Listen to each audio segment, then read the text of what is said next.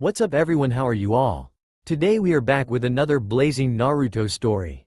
If you enjoy then please like, share and do comments. And also check the description to original creator of this beautiful creation. Sarutobi Hiruzen could feel himself aging as he sat here listening to another pointless council meeting that had nothing to do with himself or the various clans of Konohagakure that were present for the meeting. All of them were forced to listen to the current civilian plight that the citizens of Konohagakure thought they needed to voice to the leadership of the village. The person that was currently speaking was an overweight man with greasy black hair tied into a traditional ponytail. The man was dressed in a very expensive-looking kimono which was dripping with sweat, as he had to exert himself to remain on his feet as he talked. To be completely honest, Sarutobi wasn't even listening at this point. He had heard every possible complaint in the book and he simply no longer cared as much as he used to. To keep his mind away from the mundane buzz in the council room, he busied his mind by thinking over how he should be enjoying his retirement by now. He was old and tired of this shit, but unfortunately he had no one that he trusted to take up the mantle at this point.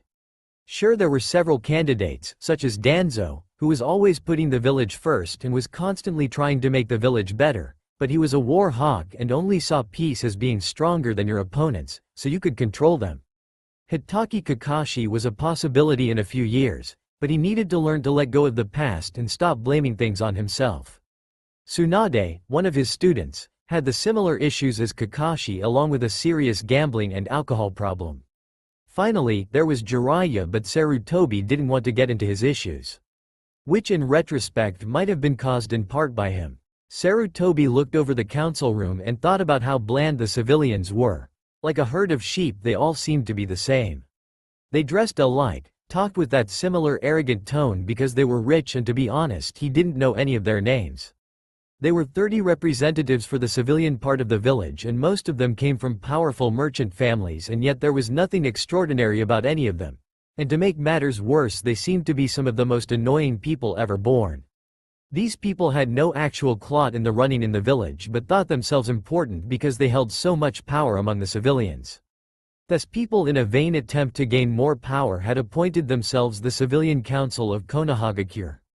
It was pathetic really, but for some kami-forsaken reason the rest of the civilians in the village seemed to listen to them and even backed the idea of a civilian council. Even going so far as to petition to make it part of the actual village council. The Shinobi Council, however, was a different story, made up of all the clan heads of Konohagakure, the Aburame, Akamichi, Hyuga, Inazuka, Nara, Uchiha, Yamanaka, and of course his own, the Sarutobi clan. They made an interesting group of people that stood out in any crowd. Each had their own characteristic and were proud to be different. There was also places at the table for the Senju, Namikaze and Uzumaki clans.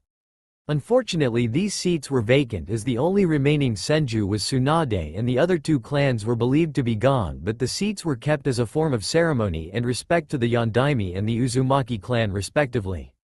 The last part of the council was the village elders and Hokage's advisors, Homura, Kaharu, and Danzo, his old teammates and former best friends. Over the years they had become more and more distant until it got to the point they hardly ever said more than a few words to each other unless it was business. Danzo was against him at every turn in the council and Hiruzen felt a pang of regret for that. They used to be the best of friends, but now it was like they were little more than strangers that shared a past. Hiruzen knew that the distance started the minute he had been chosen to be the next Hokage, but at the time didn't know how much damage the title would do to their friendship.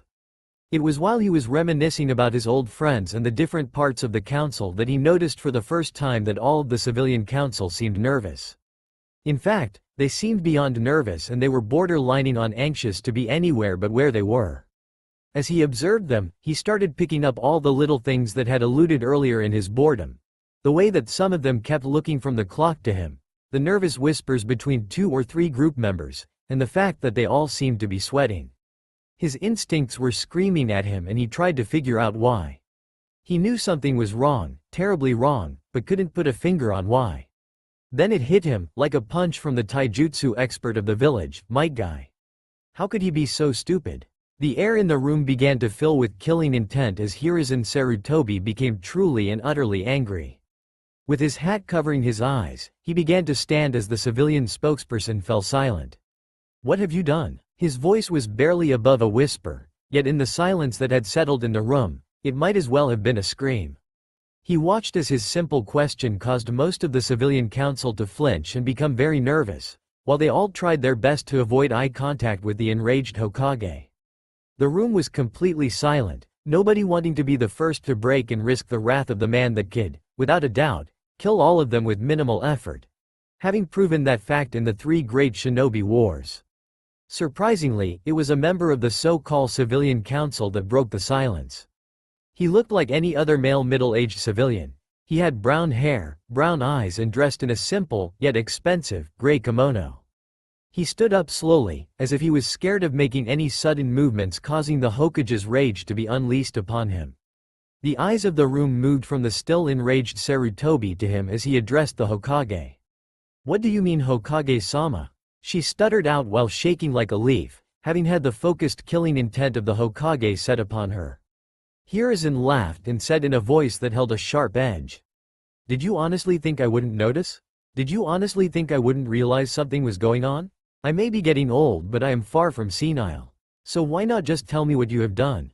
During his speech, Hiruzen had gone from a soft whisper to shouting at the collection of wealthy civilians. The very walls seemed to be shaking at the unbridled rage in his voice. Slowly he moved so he stood in front of his desk, not raising his head to look at the terrified men and women in their seats, his eyes hidden in the shadows of his Hokage hat. Homura, Kaharu, and Danzo all looked at their old friend in both fear and surprise. It had been many years since they had seen Hiruzen with such a commanding presence. In fact, the last time he had been this commanding was during the Third Great Shinobi War. Finally, after a few more minutes' silence, Kaharu spoke. "Hiruzen, what's wrong?" It was at this point that Sarutobi finally lifted his head so that all present could see his eyes. They were not the soft, caring eyes of the old man that so many had come to know. They were as hard as steel, the pupils of his eyes black pits of death and rage. These were the eyes of someone that had seen battle, that had witnessed the lives of countless people end, both friend and foe. These were the eyes of the god of shinobi, the eyes of the professor, one of the most feared ninja to ever walk the elemental nations. At this point in time, his eyes were fixed firmly on the members of the civilian council. Many on the civilians looked away, afraid to look into the eyes that felt like they were staring into their very souls looking for misdeeds. His voice as cold as ice, Sarutobi spoke. "Why are we here? Why are any of us here? These aren't shinobi matters or matters that are urgent in any way, shape or form. So far all we've heard is nothing but civilian affairs that could have waited until the next official council meeting where civilians could voice their grievances. So, why are we here? I was told that there was an important matter that must be discussed, and yet we have been here for 4 hours and all you have talked about is basic information of no real importance. So I ask you, why are we here?" Nobody dared to speak as even the clan heads were shifting uncomfortably in their seats. Nobody moved in the group of civilians due to the gaze of the Hokage still pinning them in place.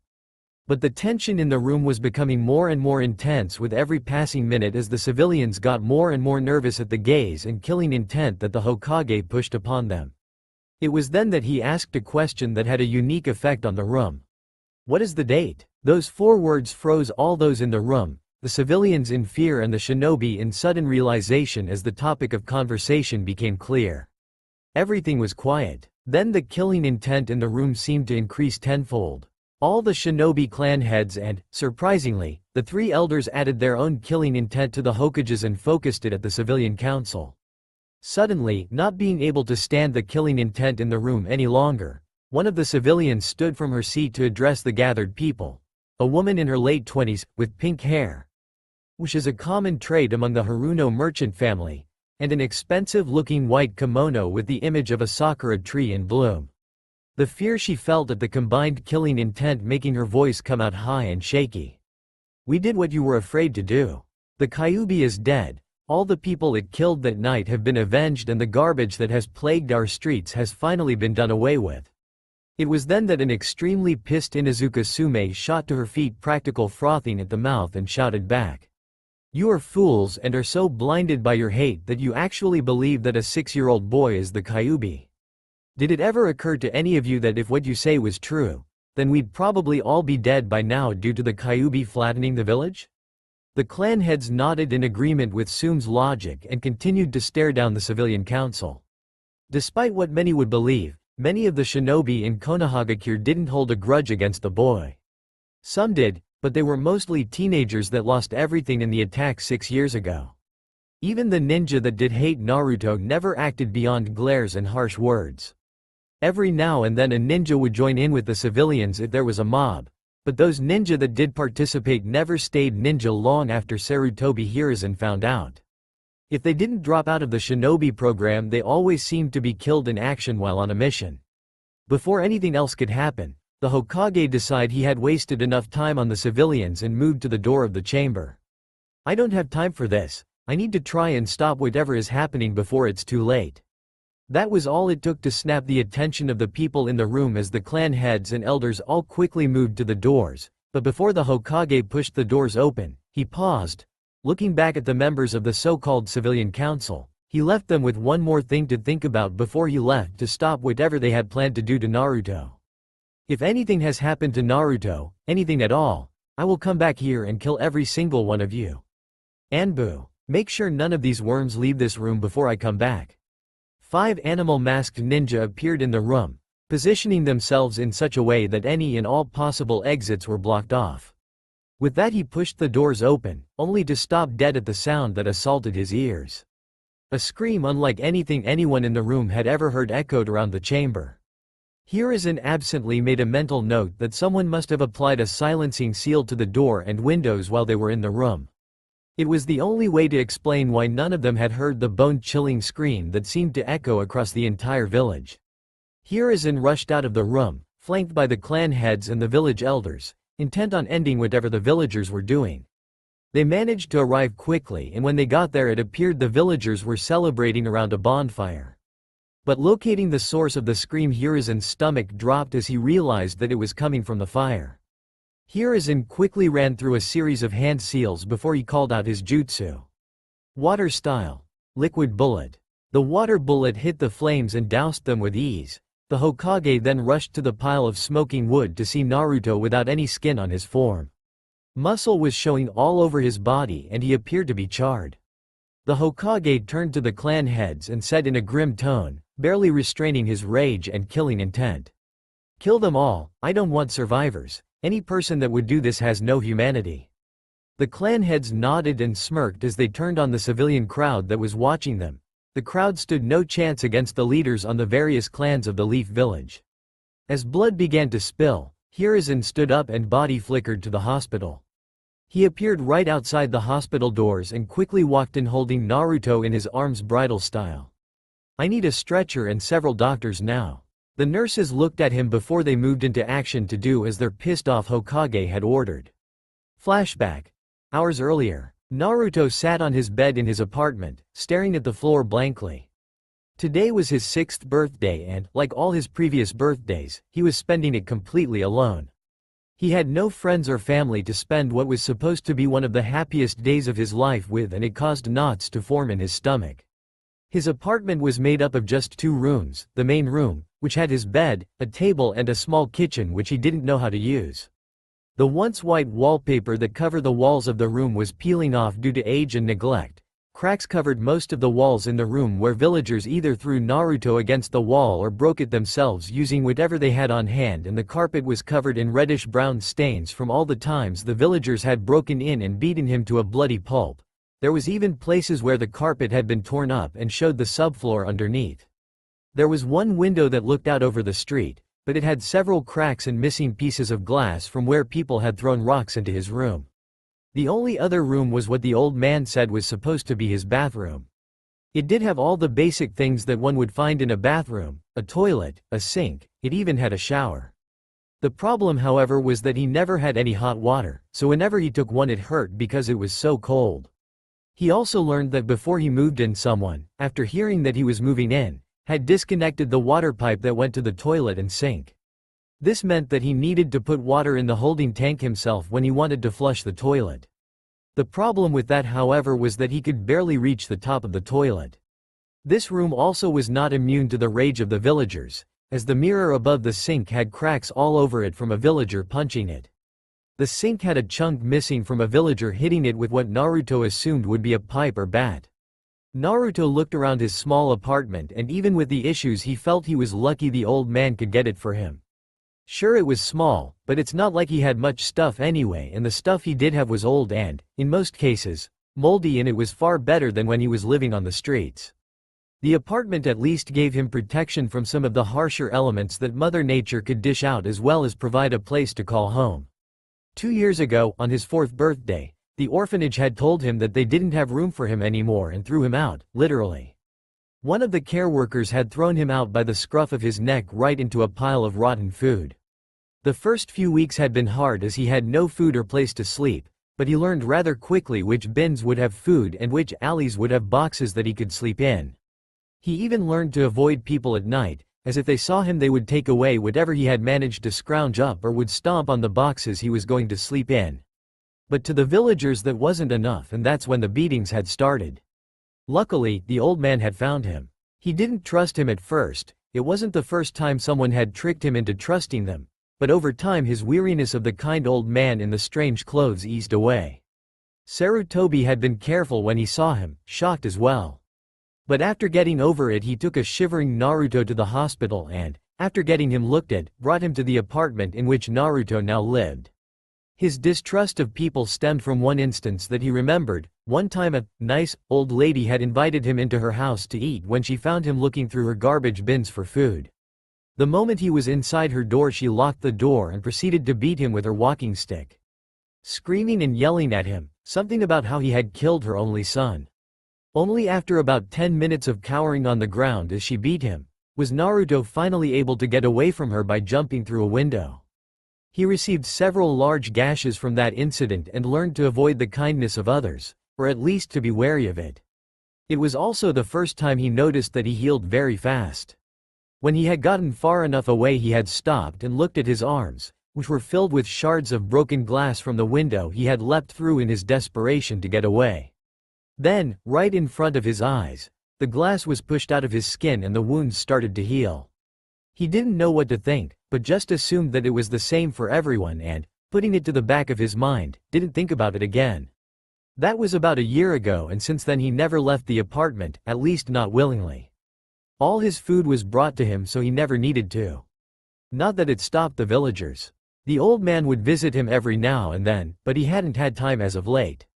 Naruto didn't know what he actually did, but he knew it was important as he had seen several of the villagers give him respect.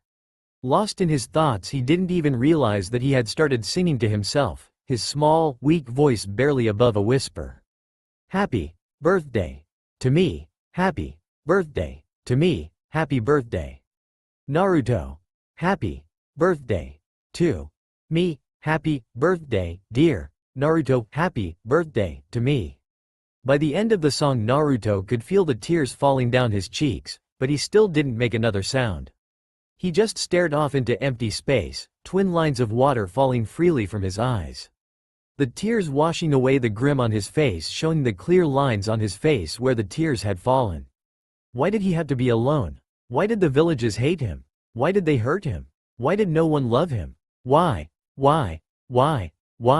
As he asked himself these questions again and again out loud, Naruto barely even registered he had started to punch the wall next to his bed, his small hands bleeding as the skin split and the wall cracked, only for the wound to heal moments later.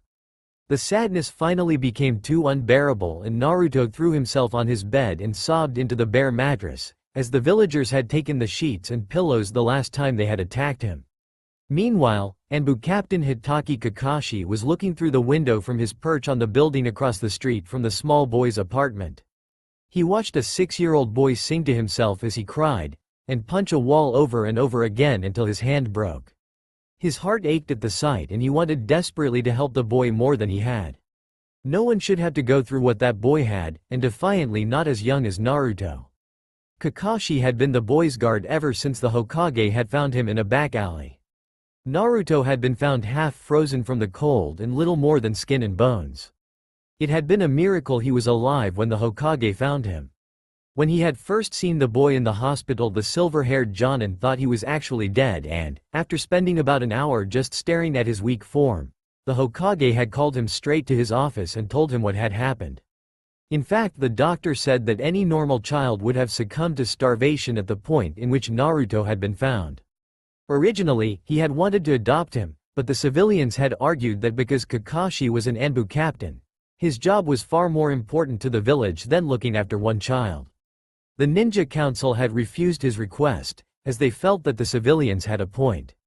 They believed that they couldn't show Naruto any sort of favoritism due to the fact that he was supposed to be one of the hundreds of orphans from the Kyuubi incident. Of course, the real reason was not to emphasize the fact that he is the Jinchuriki of the Kyuubi no Kitsune, which was supposed to be an S-class secret. So instead he had volunteered to be the boy's bodyguard, a job the Hokage had agreed to but had to set certain rules. The boy was still a civilian after all, so he couldn't officially be given a guard. So they had come up with a solution. Kakashi spent almost all his spare time watching the boy. If he wasn't on a mission, then he was on the roof across from Naruto's apartment. This meant he could stop anyone that tried going after the boy while he was here. The only problem with this was that he still needed to go on missions so nobody would realize that the boy actually had protection and not just a passing Anbu to help him. Kakashi knew who the boy's parents were. Really, you would need to be completely blind not to. He had his mother's last name and hyperactive nature for a start, and as for his father, well, just look at him, he was a carbon copy of the fourth Hokage. The only difference between the two was the malnourished frame and whisker marks on his cheeks. So caught up in his thoughts, Kakashi didn't notice the black-clad figure behind him, and by the time he did it was too late. Kakashi felt a sharp pain in the back of his head, and then nothing. After an hour or so of crying, Naruto had finally fallen asleep, his dreams full of faceless people, villagers. There was one thing they all had in common: they hurt him, they always hurt him. Why did they always hurt him? His dreams were always the same, at least when he could get to sleep. It was very rare for Naruto to sleep more than an hour at a time, in part due to the paranoia and fear that dominated his life. He didn't know why, he just didn't seem to really need it. His body was just full of energy, like it was constantly being pumped full of energy from some unknown source.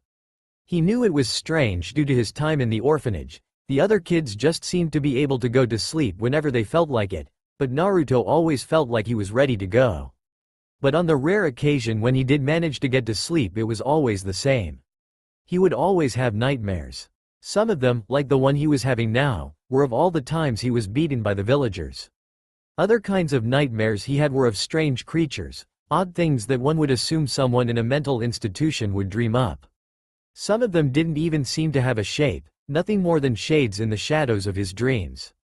Hiding at the edge of his mind, lurking in the shadows, waiting, watching. The thing that scared him the most, though, was when he had a dream about it. He didn't know why, but it was always the clearest thing in his nightmares, and it was the one thing that was always there. Whenever he slept, no matter what he was dreaming, it would always make an appearance. A large fox, bigger than any building he had seen in Konoha, bigger even than the Hokage monument. With its blood-red fur and teeth larger than a full-grown man, each a giant spike that could easily pierce metal, it was the most frightening thing he had ever seen. But the most terrifying thing about it was the eyes. Large red pools of moving liquid fire ringed in black, with a black vertical slit down the middle. It was like the two colors were fighting for dominance, a never-ending battle between light and dark. It was the eyes that haunted Naruto in his waking hours. They held no real emotion. No malice, no happiness, nothing, just a primal instinct, primal need, yet they shone with an odd intellect. The intellect of age, of things long past.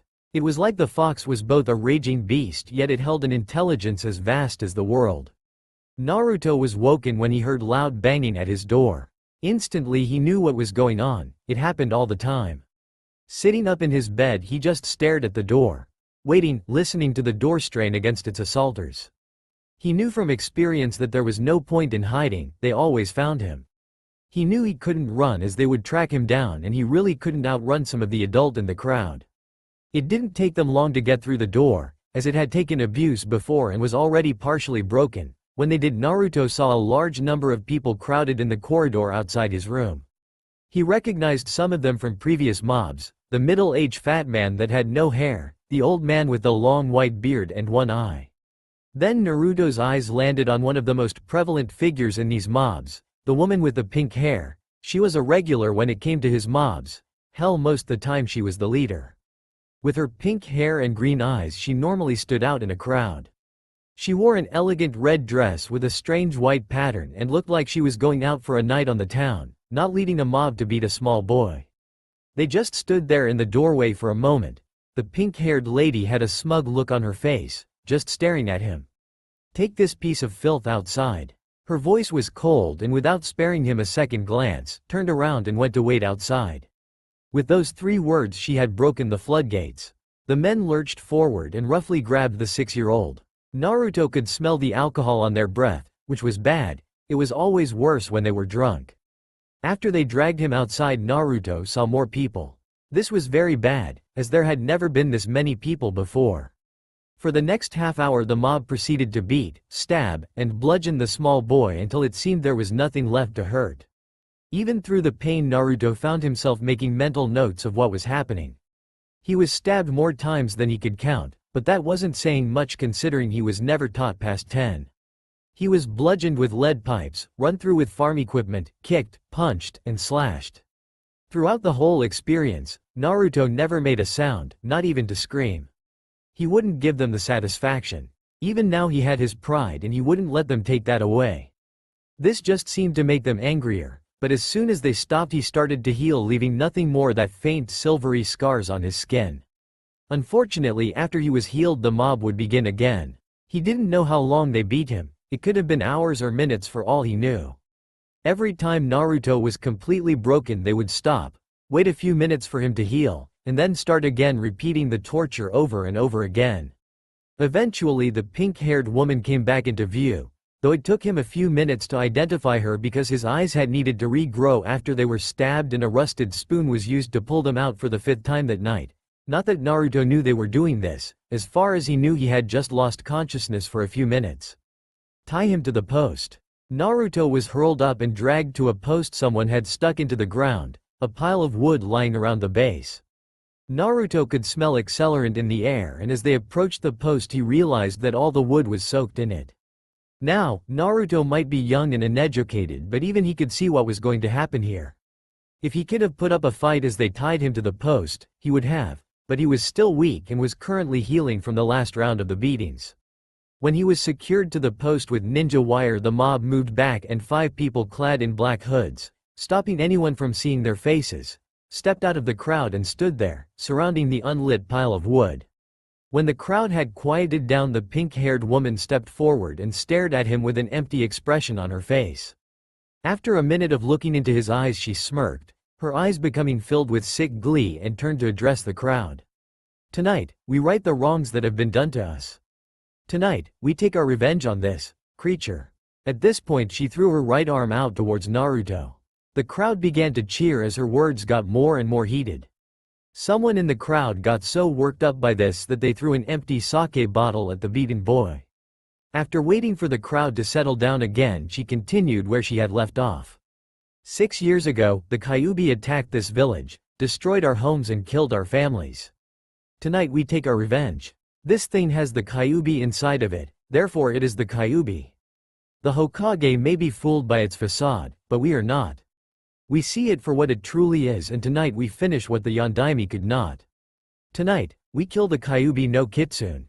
At the end of her tirade she turned to look at the boy, her face full of arrogance, self-importance and joy. Naruto was shocked. He didn't understand. He was the Kyuubi? That was impossible, wasn't it?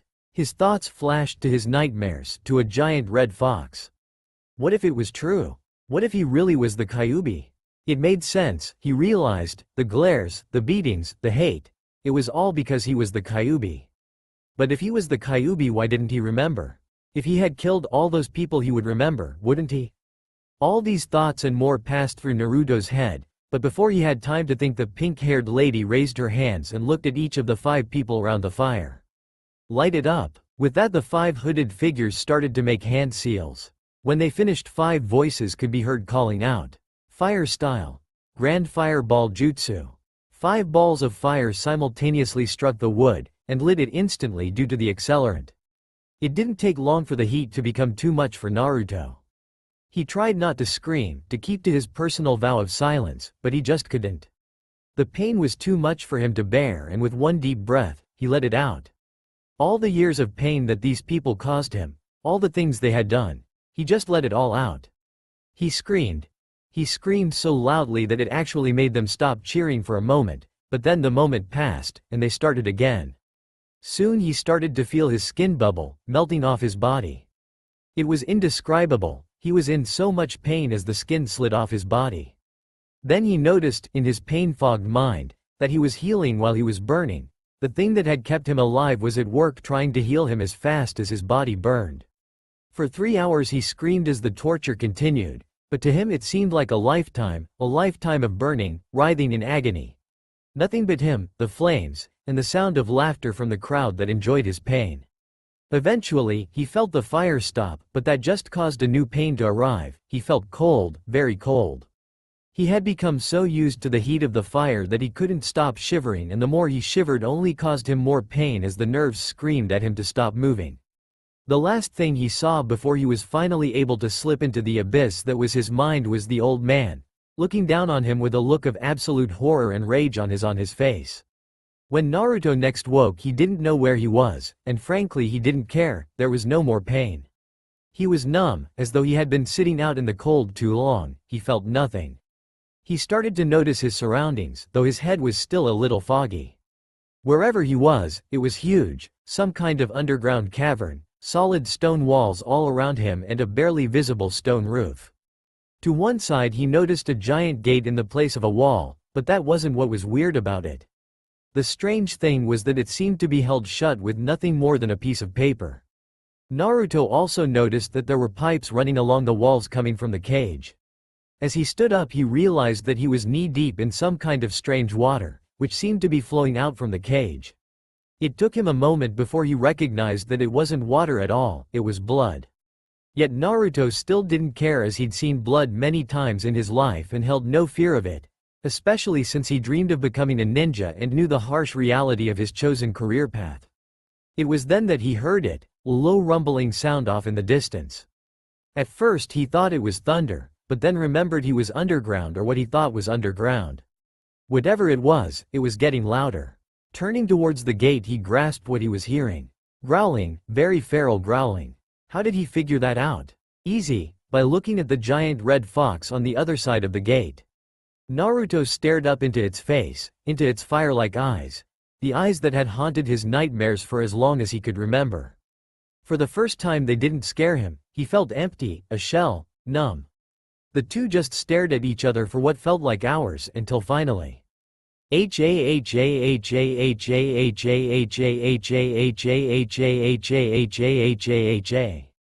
was strange to see a fox laugh. Its voice was so deep he could feel the vibrations all around him. I have lived for thousands of years, seen civilizations rise and fall, but I have never known a human, a child no less, that could look me in the eye without fear.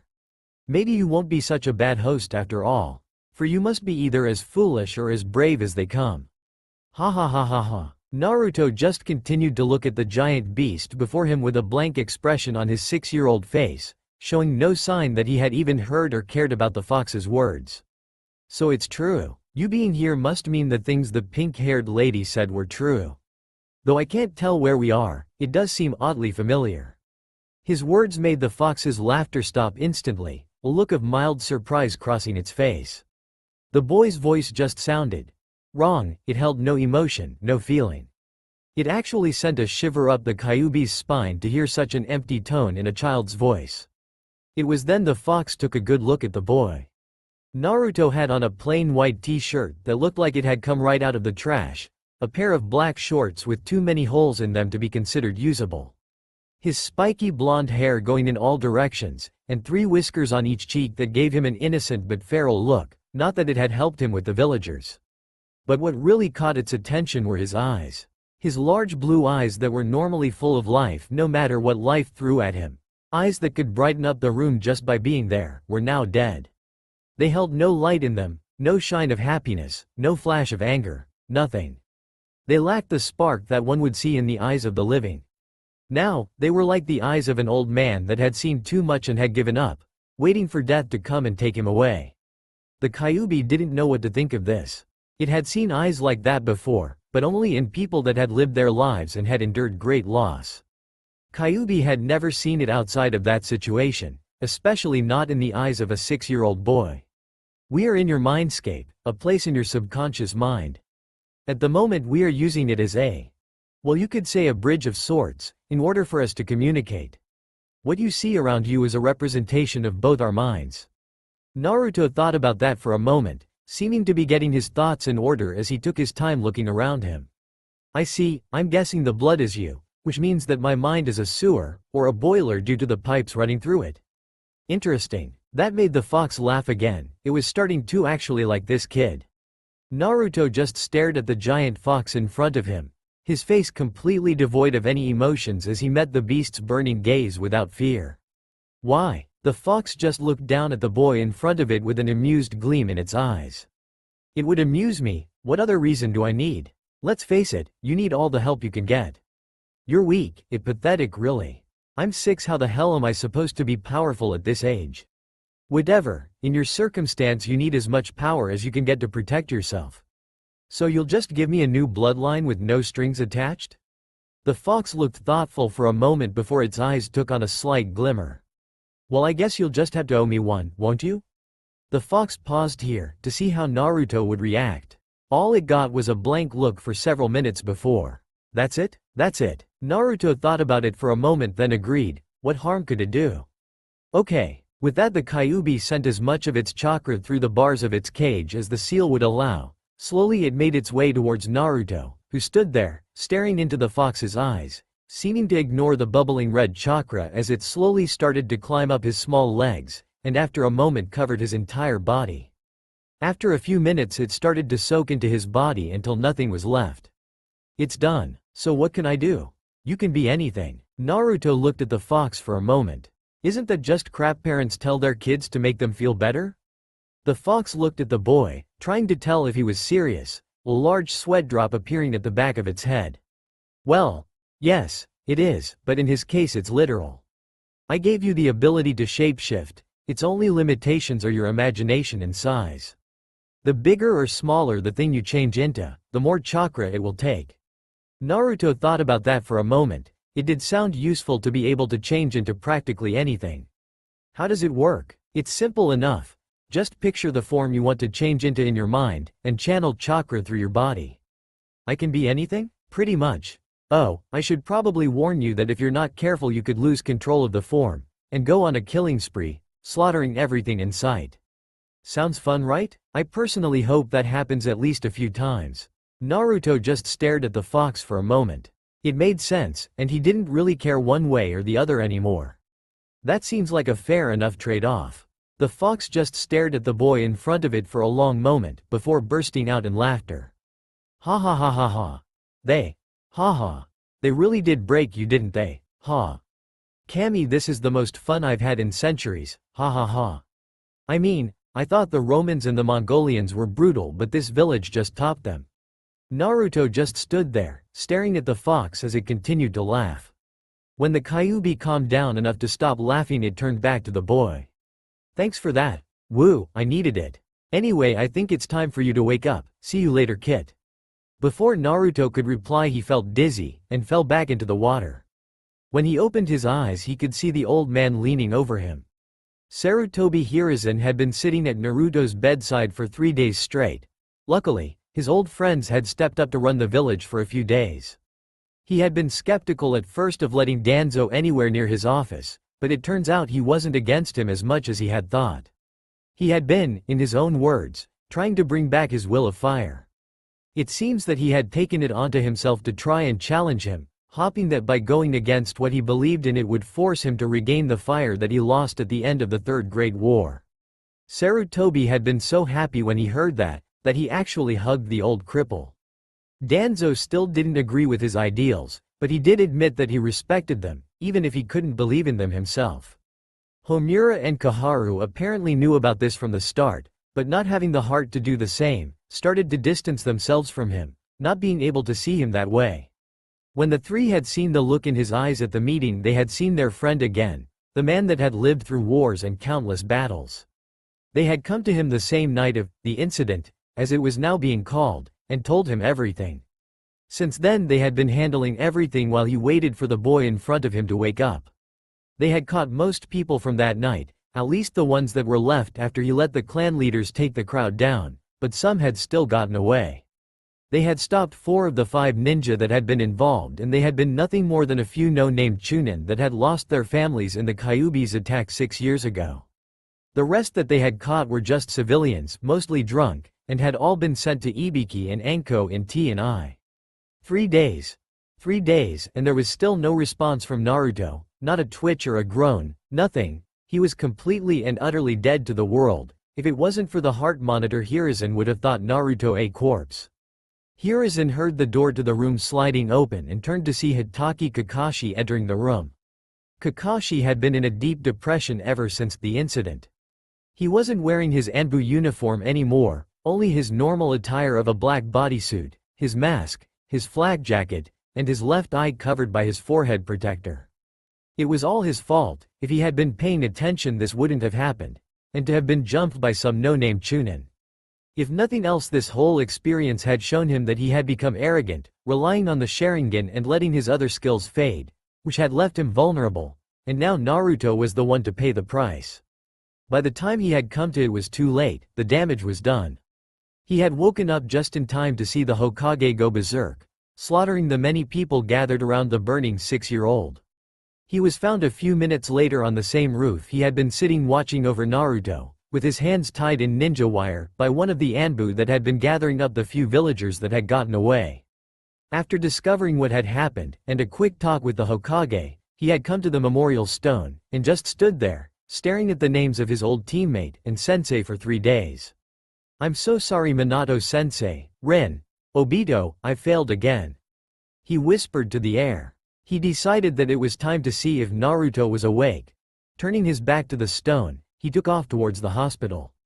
The first thing Sarutobi thought when he saw Kakashi was that he looked even more tired than he did. The bags under his visible eye only seemed to emphasize this fact. His clothes were a mess, and his hair, which would usually be sticking up, was flat against his head.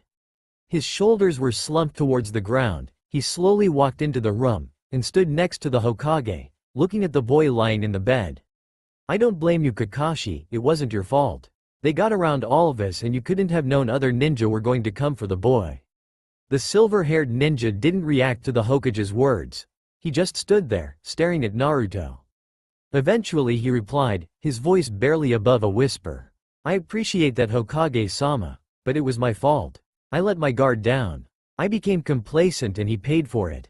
I will never be able to make this up to him." Sarutobi was afraid this would happen. "Kakashi, they tricked us all, including me. At least we don't have to deal with those damn fools anymore." It was true. While Naruto had been in surgery, Sarutobi had gone back to the council room and repeated the actions of the clan heads when they had found Naruto.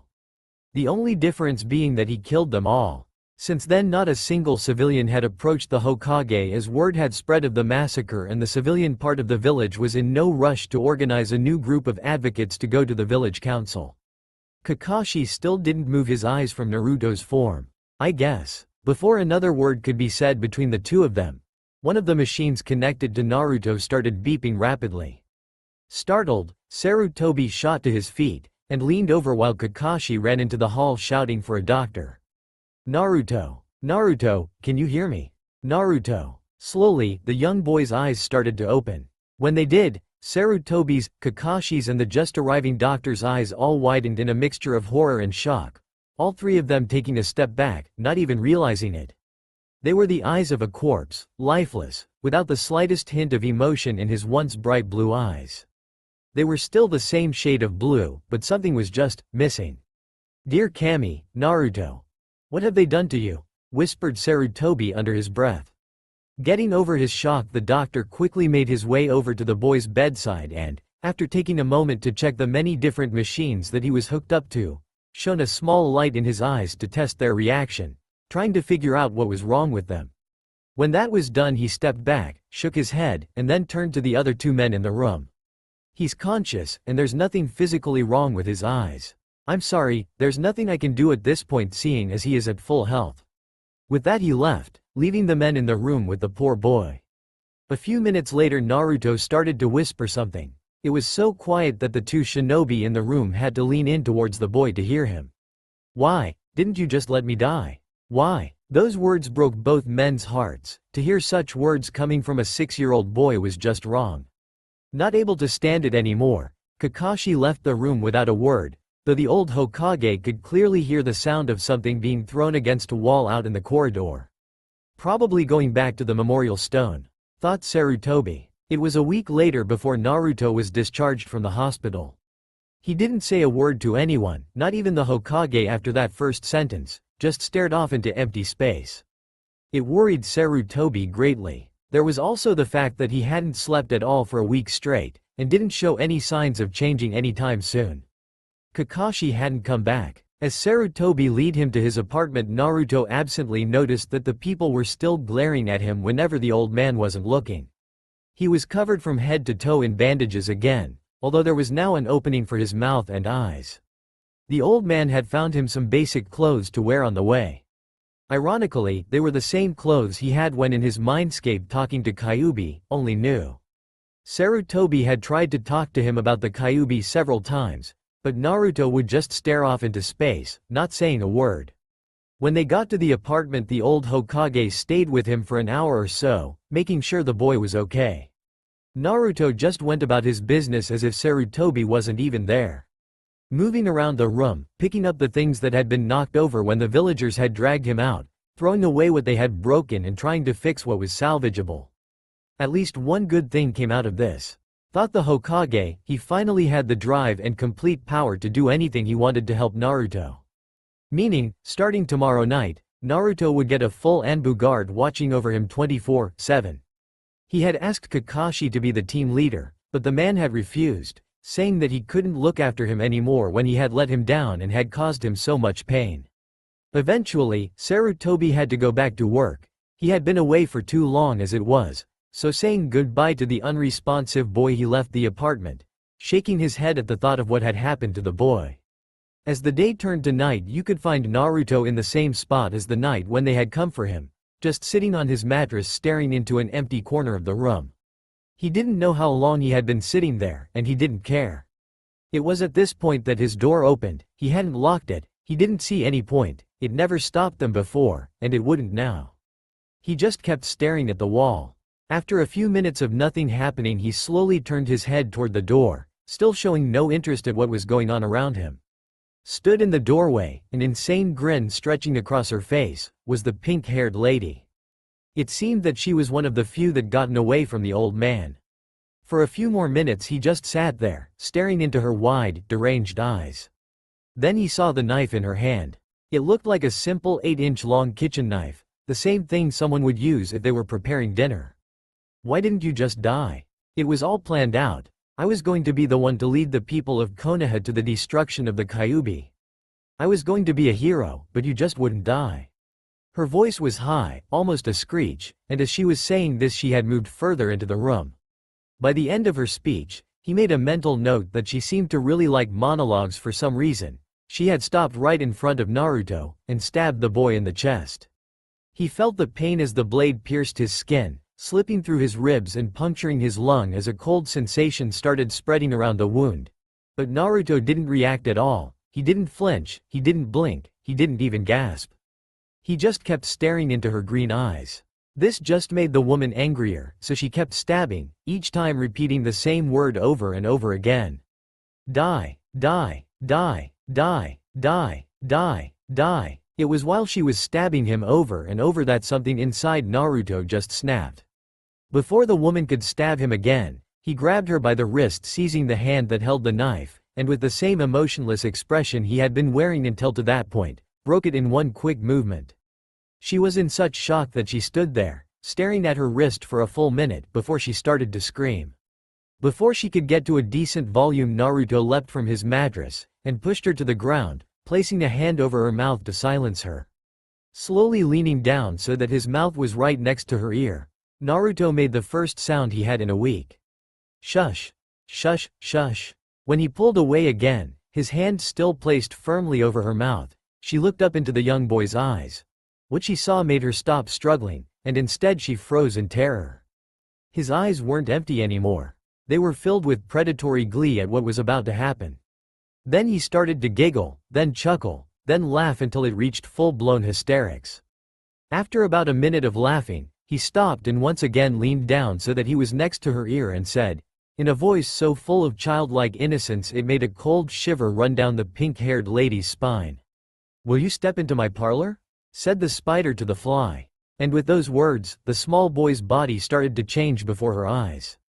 He could feel it, the way his body shifted to his will, his muscles ripping and knitting back together under his skin. The way his bones were breaking, stretching and reforming into something different. The way his clothes just melded into his body, as if they were never there. It was excruciating, almost as painful as the feeling of being burned alive for hours on end, but more than that it was euphoric. He had never felt so alive. When it was done he stood up and stepped back from the pink-haired woman. She was so scared of what was in front of her that she couldn't scream. Standing in front of her, in all its 8-foot glory was, she didn't even know what to call it, something out of a nightmare maybe? If only she knew. It actually was from a nightmare, one of Naruto's to be precise. His very skin was covered in an ivory white shell. The only clothing he had was a torn black cloth that covered his waist down to his knees, held up by bandages tied to his waist, his body covered in muscles reminiscent of a bodybuilder.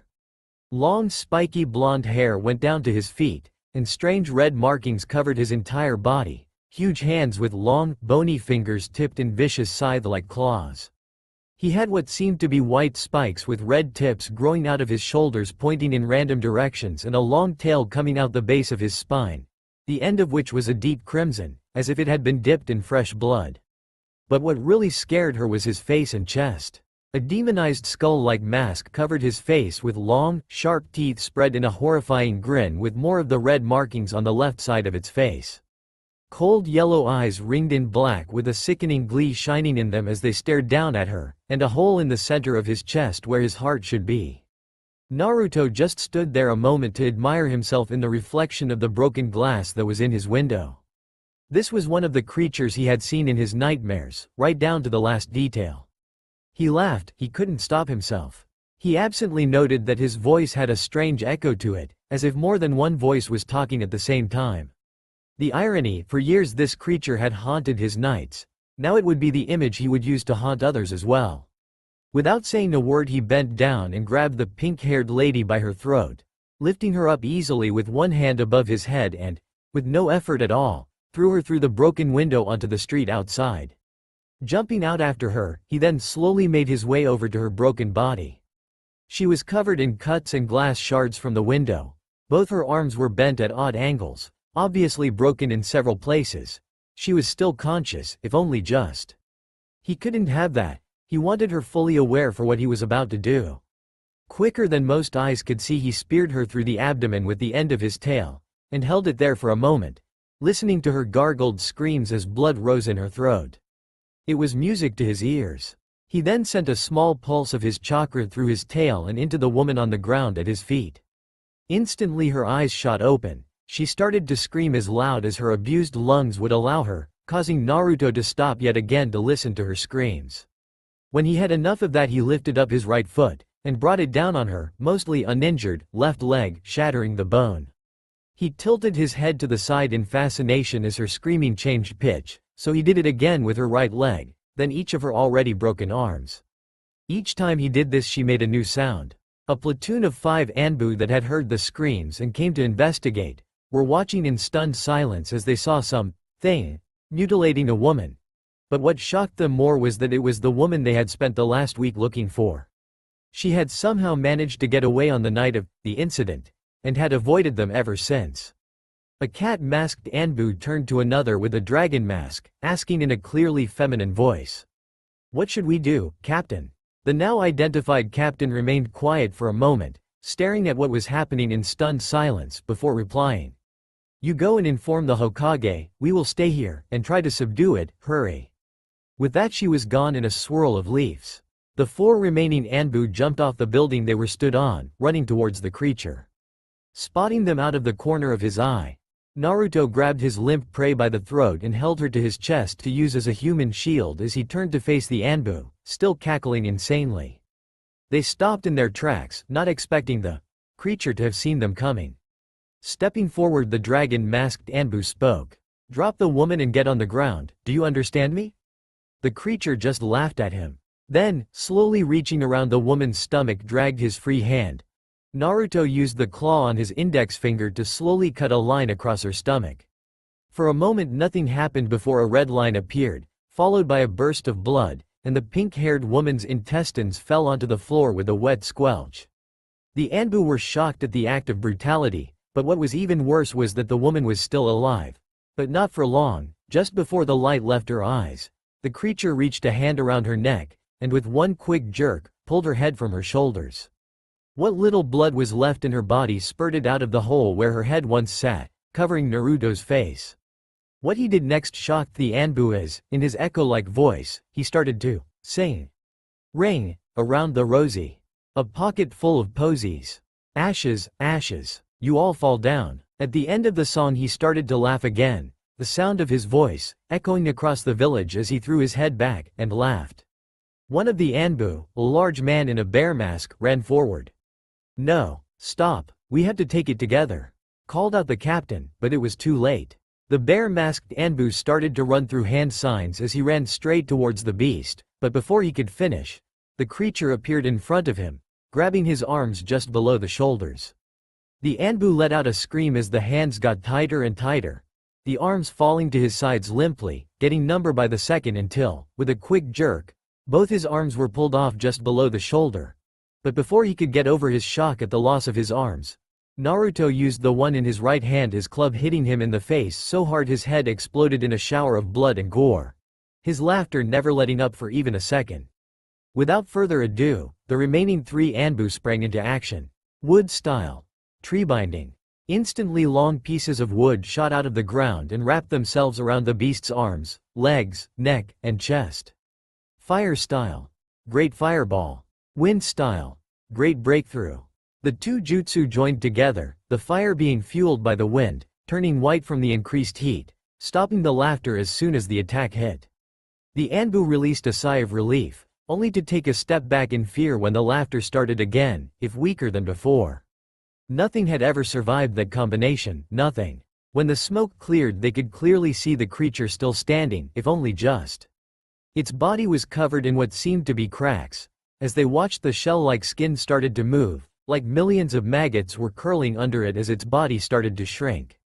The Hokage arrived with the cat-masked Anbu, just in time to see the beast before it disappeared, leaving an unconscious Naruto with a large crazy grin on his face, his small body almost completely covered in blood.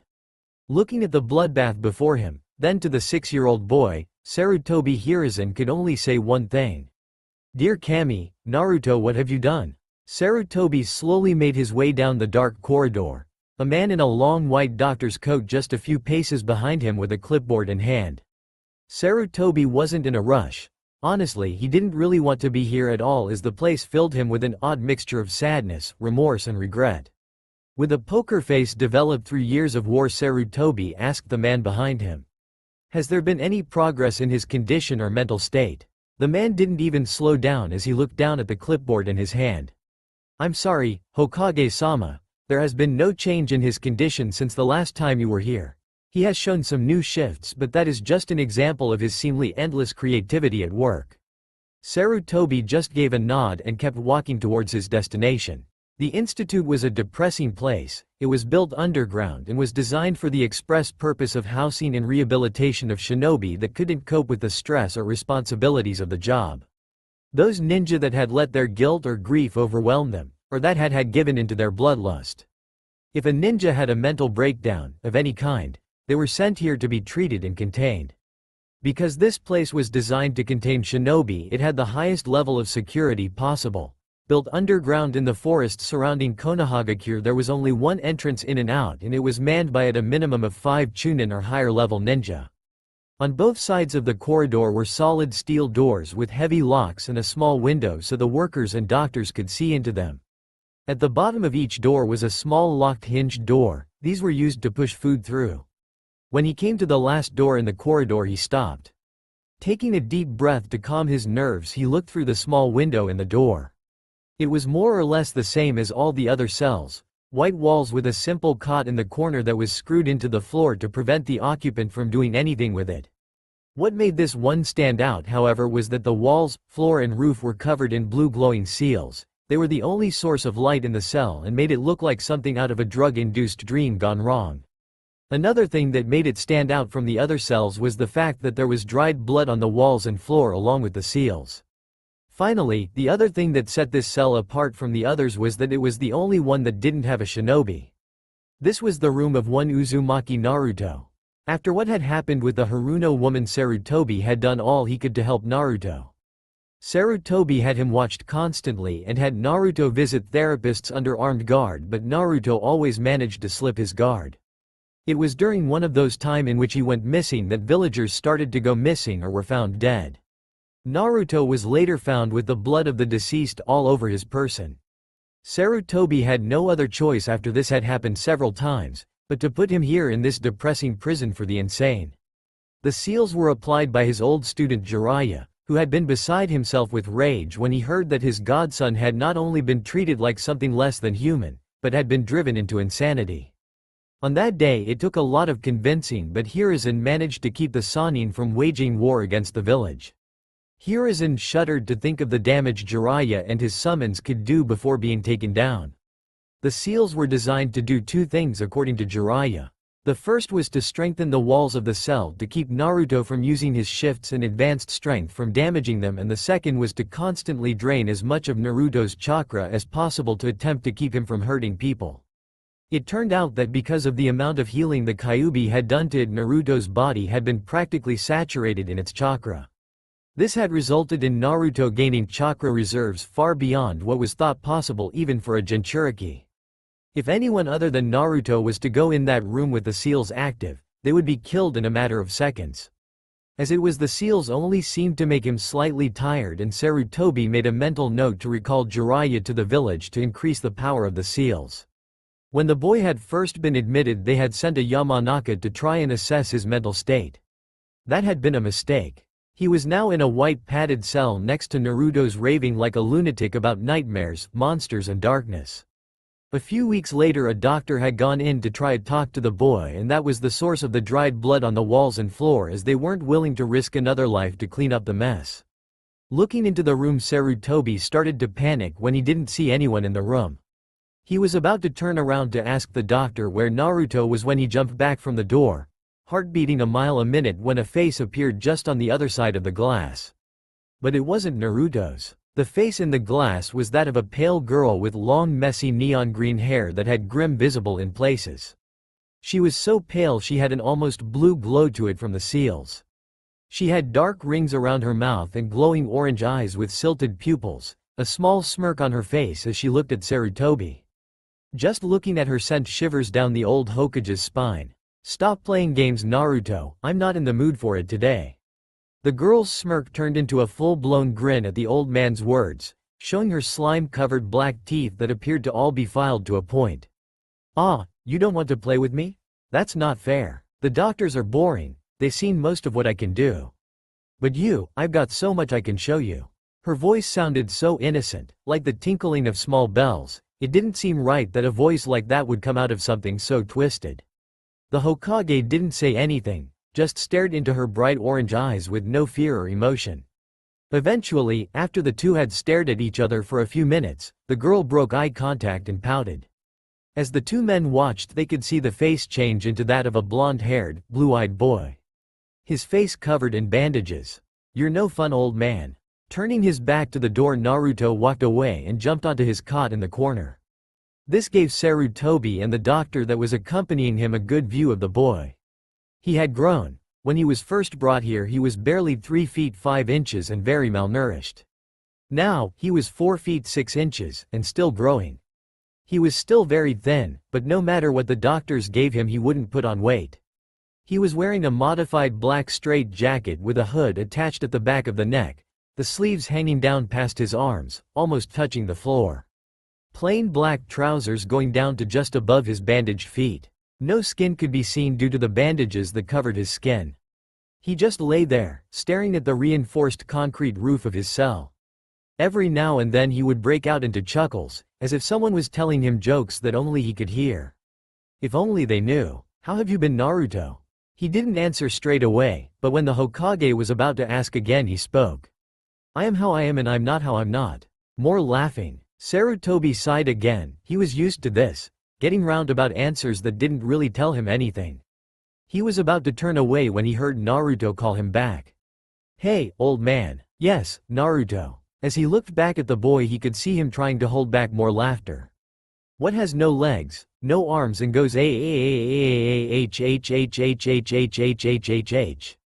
Naruto. Guess. Stop it, Naruto. I said guess. Sarutobi was slightly taken aback as Naruto yelled at him in a demonic voice. I don't know, Naruto, what is it? At this point Naruto finally took his eyes off the roof and locked eyes with Sarutobi. A villager after I pulled their limbs off. They kept eye contact for several more seconds before Naruto started laughing again. Without another word Sarutobi turned around and left, the sound of Naruto's insane laughter following him down the corridor. Time skip. 5 years later. 6 years, it had been 6 years since the incident. 6 years since Naruto had killed those people and have landed himself in the institute. Sarutobi had visited Naruto once a week for that entire time and had talked to him at least briefly. In that time Naruto had never improved. During this time life in the village returned to normal and many villagers celebrated the incarceration of the demon child. A few became neutral when details of the incident were released. They still didn't like the boy. But after what had happened, they were at least neutral and weren't able to push the Hokage. He couldn't believe he let Danzo talk him into this. It was a big risk, but if it worked, Naruto would have a chance to be outside the institute once again. Making his way down the corridor towards Naruto's cell, he couldn't help but hope the boy would agree with his proposal. Looking into the room, it still surprised him just how much it took to keep the boy contained. When he was younger it had been easy enough, just the seals around the room could stop him.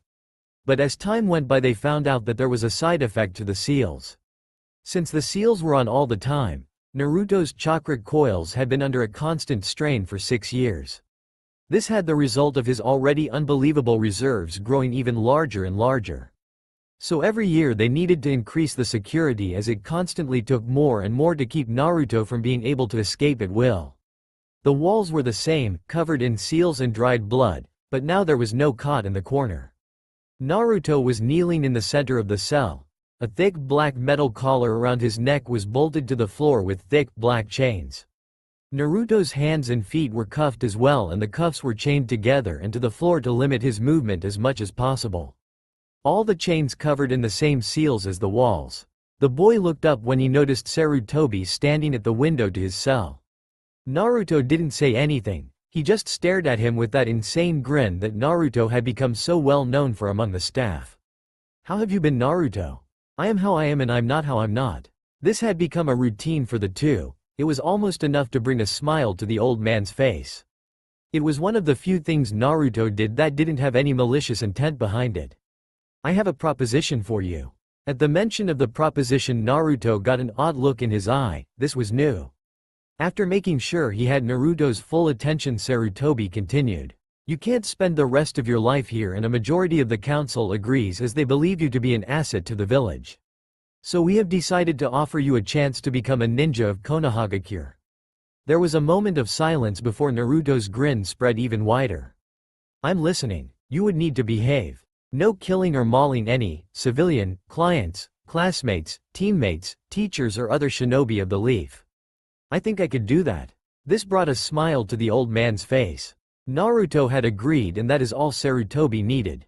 Good, I will be back soon to take you to the academy to meet the other genin. As you don't know the academy jutsu you will be allowed to skip the exam.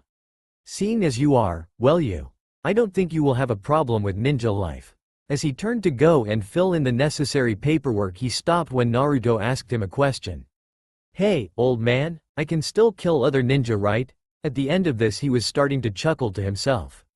Sarutobi thought about that for a moment before saying, yes, Naruto, you can kill other ninja so long as they are not allied with us. With that Sarutobi left. Sarutobi listened to Naruto's laughter and thought about the effects of what he was about to unleash on the shinobi world. As Amino Iruka stood in front of his class, he could already feel the headache coming on. It was the last day of the academy and they still wouldn't be quiet. Taking a big breath, he did the hand sign for his infamous, big head jutsu. "Shut the hell up, you brats." Instantly everything went quiet. "That's better. Now, as you know, today is the day you are sorted into your 3-man teams. The problem with this is that we are 1 person short. However, the Hokage has found a suitable candidate and will be bringing that person here in a few minutes. So I want you all on your best behavior." At hearing that there would be someone new, the class burst into whispers. Whoever it is, if they were handpicked by the Hokage himself, then they must be strong. It even got the attention of one Uchiha Sasuke, who thought, "Finally, someone that might give me a challenge." It was at this point that Inuzuka Kiba decided to share his thoughts. "Wait a minute, what about the exam? We all took it. It's not fair if this new guy doesn't have to." "Calm down, Kiba. There are special circumstances that not even I know about. But when they get here you can ask the Hokage yourself." That seemed to satisfy the boy and the rest of the class for the time being. It was a few minutes later that a knock was heard at the door. The class fell silent again as Iruka went to open it. "Welcome, Hokage-sama. Thank you for taking the time out of your day to come down here." "It's no problem, Iruka." After the old Hokage walked into the room, the class could see the boy that stood behind him. He was tall, very tall, and skinny. At 6 feet -3 inches, he was the tallest 12-year-old any of them had ever seen. But because of the way he stood slightly hunched over, it was hard to tell his true height. He had on a strange black jacket with what looked like steel buckles all over it, a hood sewed into the back of the neck and sleeves that went down past his hands and to his knees. He had a long spiky blonde-haired mane that went down his back to just above his waist and bandages covering any place flesh could have been exposed. The only parts of his face that could be seen were his blue eyes and his mouth that had a huge grin on his face. His appearance unnerved everyone in the class a little. It was at this point that the kids saw their teacher Iruka. He was backed against the wall, staring at the boy in front of him with wide fear-filled eyes. This caused confusion in many people's minds, but they dismissed it for now. Seeing his reaction, Sarutobi addressed the now clearly terrified man. "Don't worry, Iruka, Naruto has promised me he will behave himself." This did calm the man a little. If there was one thing known about the boy, it was that he has never broken his word. It was a mystery. No matter how insane he was, he still had some kind of moral code. It baffled the Yamanaka clan immensely, as they have never run into a situation like that before. Unfortunately, nobody knew what most of the code was, with the exception of the boy and maybe the Hokage to a limited extent. But Iruka was still not sure that it was a good idea. "Are you absolutely sure, Hokage-sama?" "Very, you have nothing to worry about, isn't that right, Naruto?" "Naruto?" When the boy didn't answer, the old man turned to face the boy. But he wasn't there. Quickly looking around, he spotted the boy crouched on a desk staring down at Sasuke, their faces only inches apart. The class and Iruka were stunned. They hadn't even seen him move. When Sasuke had gotten over his own shock, he asked in a clearly irritated voice, "What are you looking at?" Naruto just kept staring. When Sasuke had enough, he was about to ask again, and that was when Naruto asked, "Did you know you have a duck's ass on your head?" At this, the class burst out laughing, all except for the Uchiha and a few of his fangirls. But when Sasuke made a grab at him, he was already back next to the Hokage. "Naruto, you said you would behave." Naruto turned his face to look at him and replied, "No, I said I wouldn't kill, maim or permanently break them. You never said anything about behaving." The class was shocked at his words, to talk about such things without any hesitation. What the hell was wrong with this guy? Sarutobi took a deep breath, then let it out slowly and thought, "At least he didn't kill anyone, yet. Just introduce yourself so we can move on, please." "Whatever, old man," shocking the class yet again at his disrespect. "My name is Uzumaki Naruto. I like what I like and I hate what I hate, though. Nothing I hate seems to be around for long when I hate it." After saying this, he broke out into giggles. "I don't have a dream or goal in my life, because quite frankly, I don't actually have any will to live." After seeing their faces when he said this, he couldn't hold it in any longer. He laughed and laughed. With the introduction out of the way, Naruto just sat on the floor where he was, the Hokage having quieted him down. Deciding to humor him, the Hokage nodded to Iruka to continue with the team placements. Right, well then, Team 1 will be comprised of. It went on like that for several minutes. Team 7, Uchiha Sasuke, Haruno Sakura and Inuzuka Kiba under Hitaki Kakashi. When Iruka had said her name, Sakura had jumped up screaming about true love. It was then that Naruto saw her and grinned wider. She reminded him of the pink-haired lady. When Sakura had calmed down, Iruka had continued. Team 8, Hyuga Hinata, Aburame Shino and Uzumaki Naruto under Yuhi Kurenai. And finally, Team 10, Akamichi Choji, Nara Shikamaru and Yamanaka Ino under Sarutobi Asuma. When he finished reading out the names, he put down the list and said, I want you to know that I am proud of all of you and that I expect great things from you all, and remember, you are all shinobi of the leaf now. That is a big responsibility. I trust you to act accordingly. Your new instructors will be here soon to pick you up. With that done, both Iruka and the Hokage left the room, Iruka looking back over his shoulder as he went out, then closing the door behind him. Leaving the class alone with Naruto. They all looked at him for a moment and he just looked back with that huge grin on his face and thought, I think I'm going to enjoy this. Yuhi Kurenai was a beautiful woman. No one could or would argue with that, especially the men that hit on her.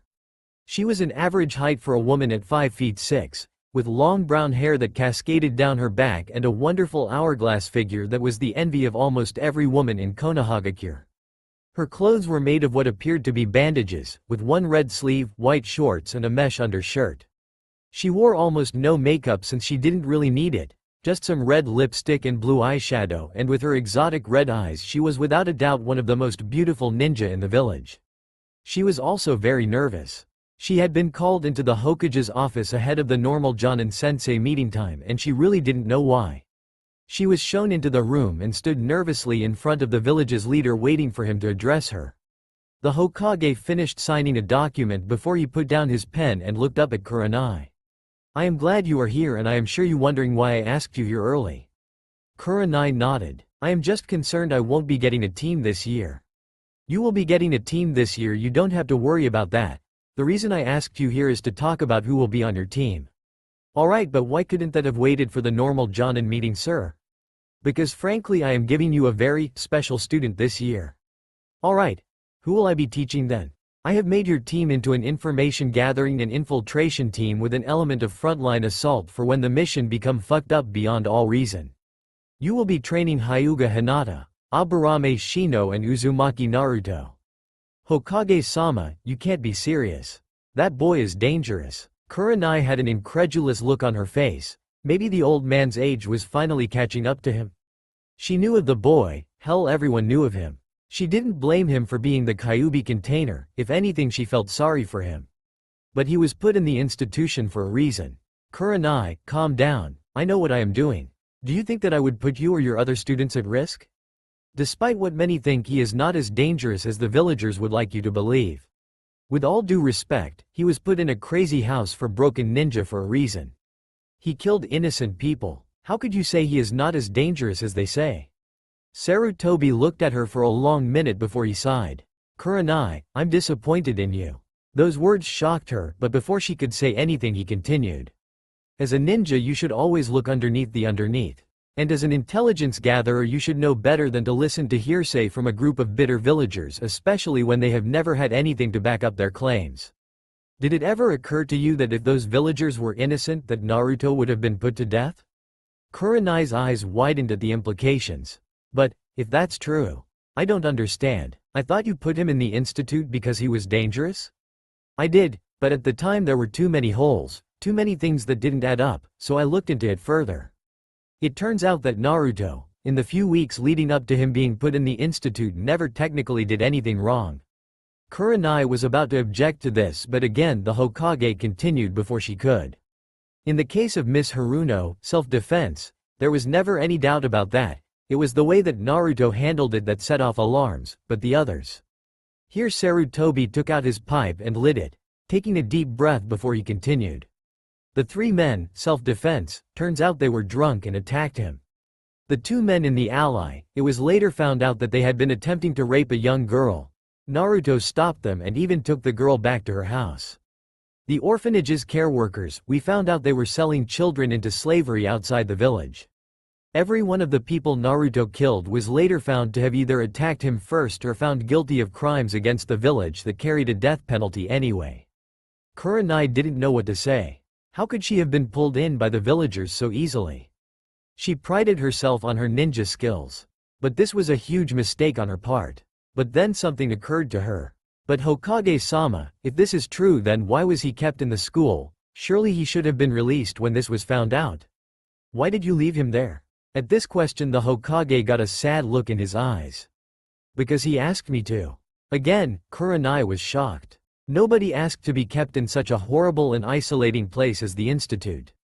But, why? Sarutobi took another deep breath from his pipe before letting it out again. At that point Naruto still had some semblance of his old self. He still does, though it's buried under a very thick layer of insanity. In a moment of lucidity he realized what was happening to him. He could see what was happening and knew that if he didn't get away from people for a while he could lose himself completely. So he asked to be left in the school until I thought he could be trusted. I have watched him over the years, and I can honestly say that although he is the most insane, dangerous, and fucked up person I have ever met, he is also one of my most trusted people. At seeing the confused look on the young woman's face he elaborated. It is true that Naruto is insane, but he has still kept what makes him a good person. It is what makes him different from many that lose their minds. He has morals, they can be hard to see, but they are there. He never hurts children, scares them, yes, but never hurt them. He also has a respect for women, which all things considered is a miracle. He also will never break a promise once it has been made, but he rarely will give you his word or he will word his response to allow himself some leeway. Kurenai didn't know what to say.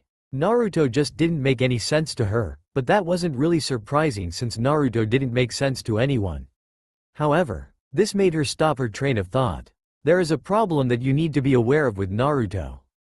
He can't control himself when he kills. When he goes into fight mode he won't stop until he decides that there is no longer any threats in the area to kill.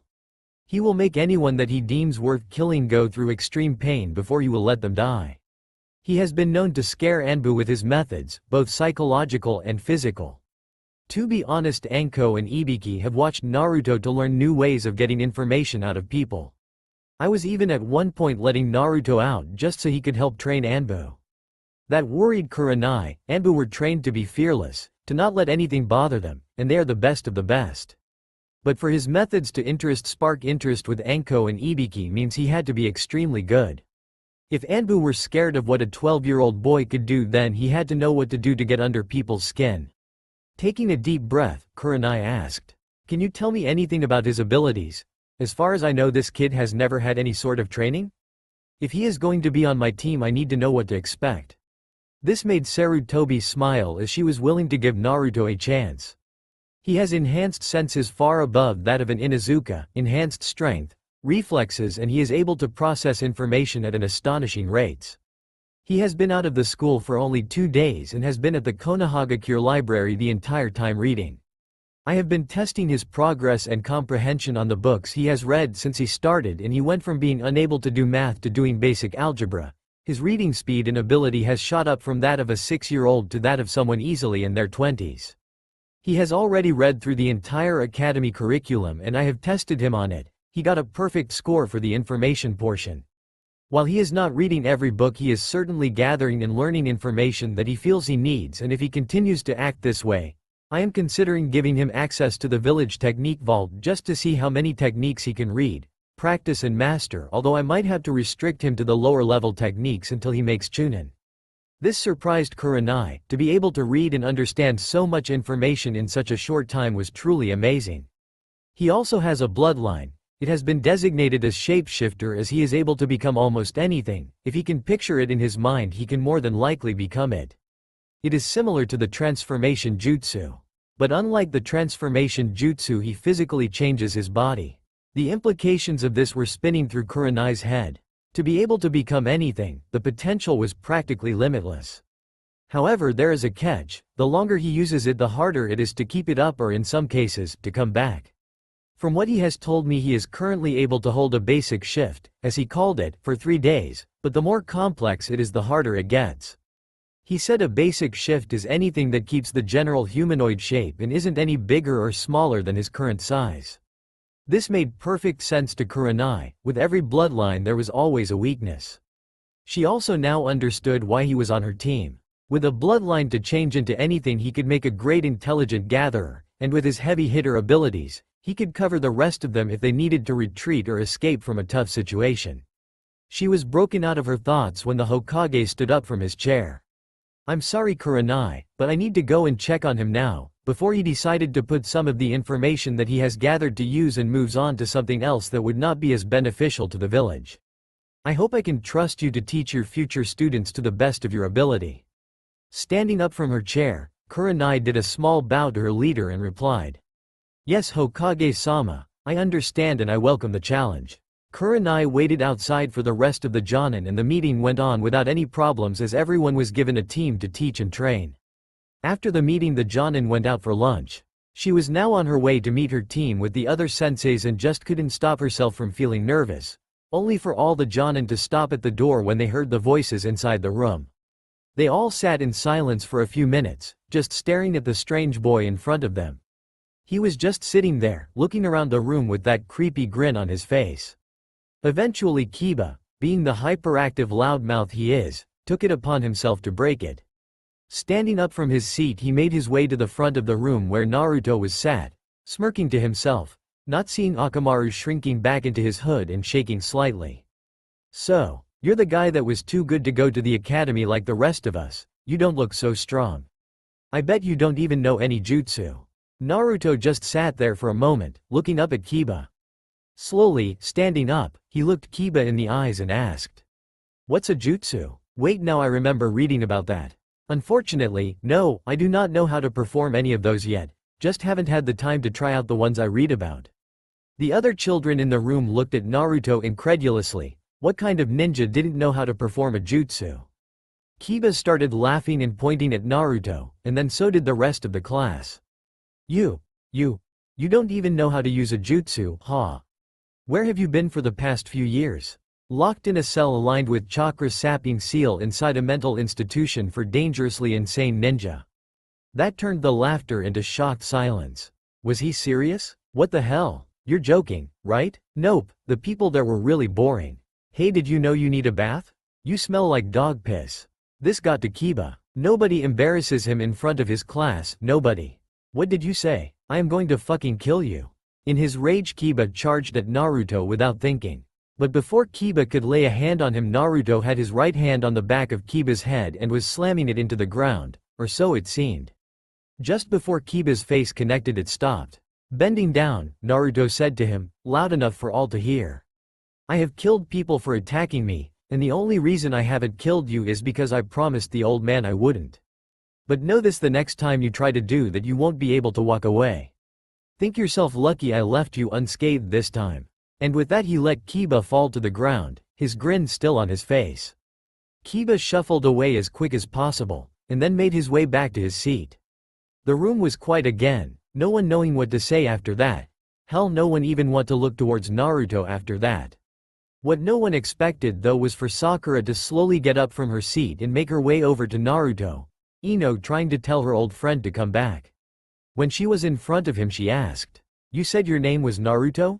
At his nod she continued, "My dad said that if I was ever to meet you to say that we are sorry for my mother's actions to you and to ask for forgiveness, but he never said why." She let the question hang, hoping he would explain.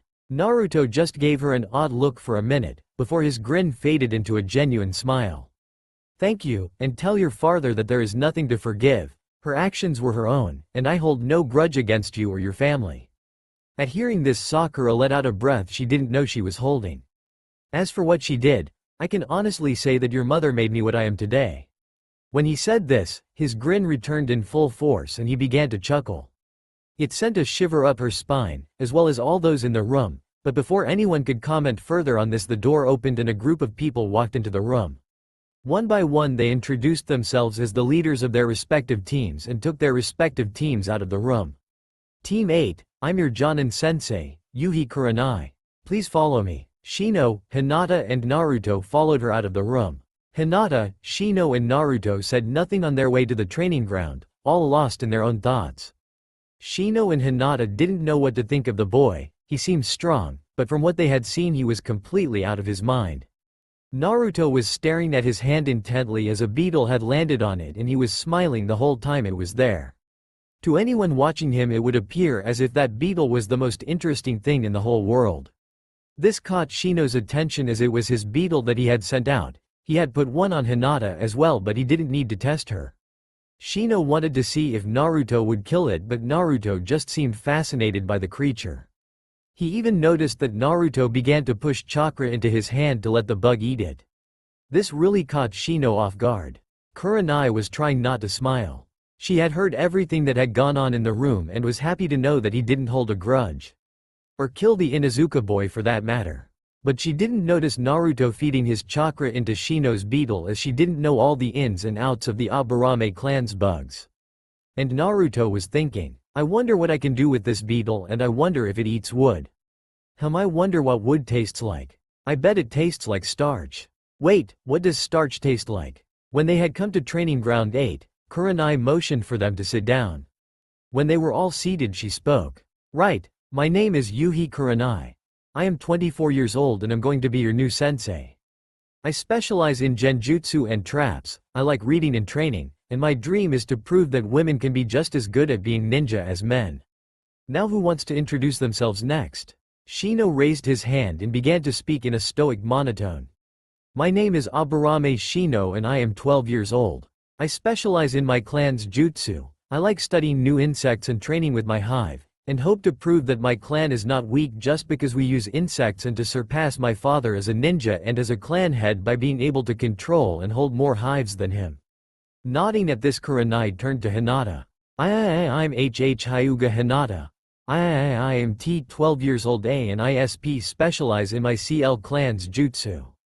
I hope to one day unite my clan by getting rid of the caged bird seal. Hearing the stutter, Kurenai made a note to introduce the girl to Anko. If anyone could break her of it, it would be her. Turning to her last student, she was surprised to see him tuning a beautiful black violin that seemed to have designs carved into it. Where the hell had he got a violin? After a minute he seemed satisfied and spoke. My name is Uzumaki Naruto and I am 12 years old. I specialize in infiltration, torture, and I am a chakra powerhouse. On top of that, I am currently learning several other things as well. I enjoy learning new things and using my bloodline. I have nothing I wish to accomplish, as frankly I have nothing to live for, but I figure that while I am here I might as well explore the world around me and fight some of the more powerful people I run across. At hearing that he was learning other things, Kurenai got interested. What other things are you learning? Looking back up at her from his violin, he said. Well, I am currently looking into weapon crafting, seal making, jutsu making, and a few different taijutsu styles that I plan to merge together into my own personal style, as well as studying up on kenjutsu. I think I will also be reading up on the Hyuga and Aburame clans to understand my teammates' fighting styles better. Kurenai and the two genin didn't know what to think. Most ninja picked a specialty and stuck with it, but here was Naruto looking at several different aspects like it was nothing. If he mastered even half of what he was learning, then he would be a force to reckon with in no time. If they only knew what he could truly do. While they stared at him, Naruto had started to play his violin, which, considering his hands were still covered by his sleeves, was impressive. Kurenai didn't know what he was playing. It started off slow but was slowly getting quicker. It was then that Kurenai felt it, the feeling of someone casting a genjutsu. Naruto was channeling a huge amount of chakra into the violin, which caused the carvings to glow a faint blue. The instrument acted to cast a wide-scale genjutsu. Smiling to herself, she discreetly cancelled its effects on herself, but not the others. Naruto was doing her job for her. Her test was to see if they could detect and dispel a genjutsu anyway, so why not let him do it? As she watched, she saw Hinata and Shino fall into some kind of trance. A few minutes later, Shino was the first to notice something was wrong, his bugs telling him that he was in a genjutsu. Calmly putting his hand on Hinata's shoulder, he broke them both out of the genjutsu. When she was sure they were both out of the genjutsu, Kurenai said, "Good work, Shino, and well done for helping your teammate out, but I have to ask, Naruto, why did you try to put us in a genjutsu in the first place?" When she asked this, Naruto stopped playing and looked at her strangely. What the hell you talking about? I can't cast a genjutsu to save my life. I've got too much chakra to control even the most powerful of genjutsus. If I wanted to actually use a genjutsu, then I would have to cast one with an area effect of the entire village.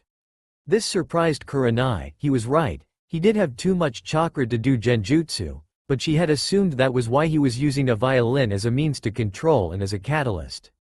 But how he was doing it without even knowing it, she didn't know.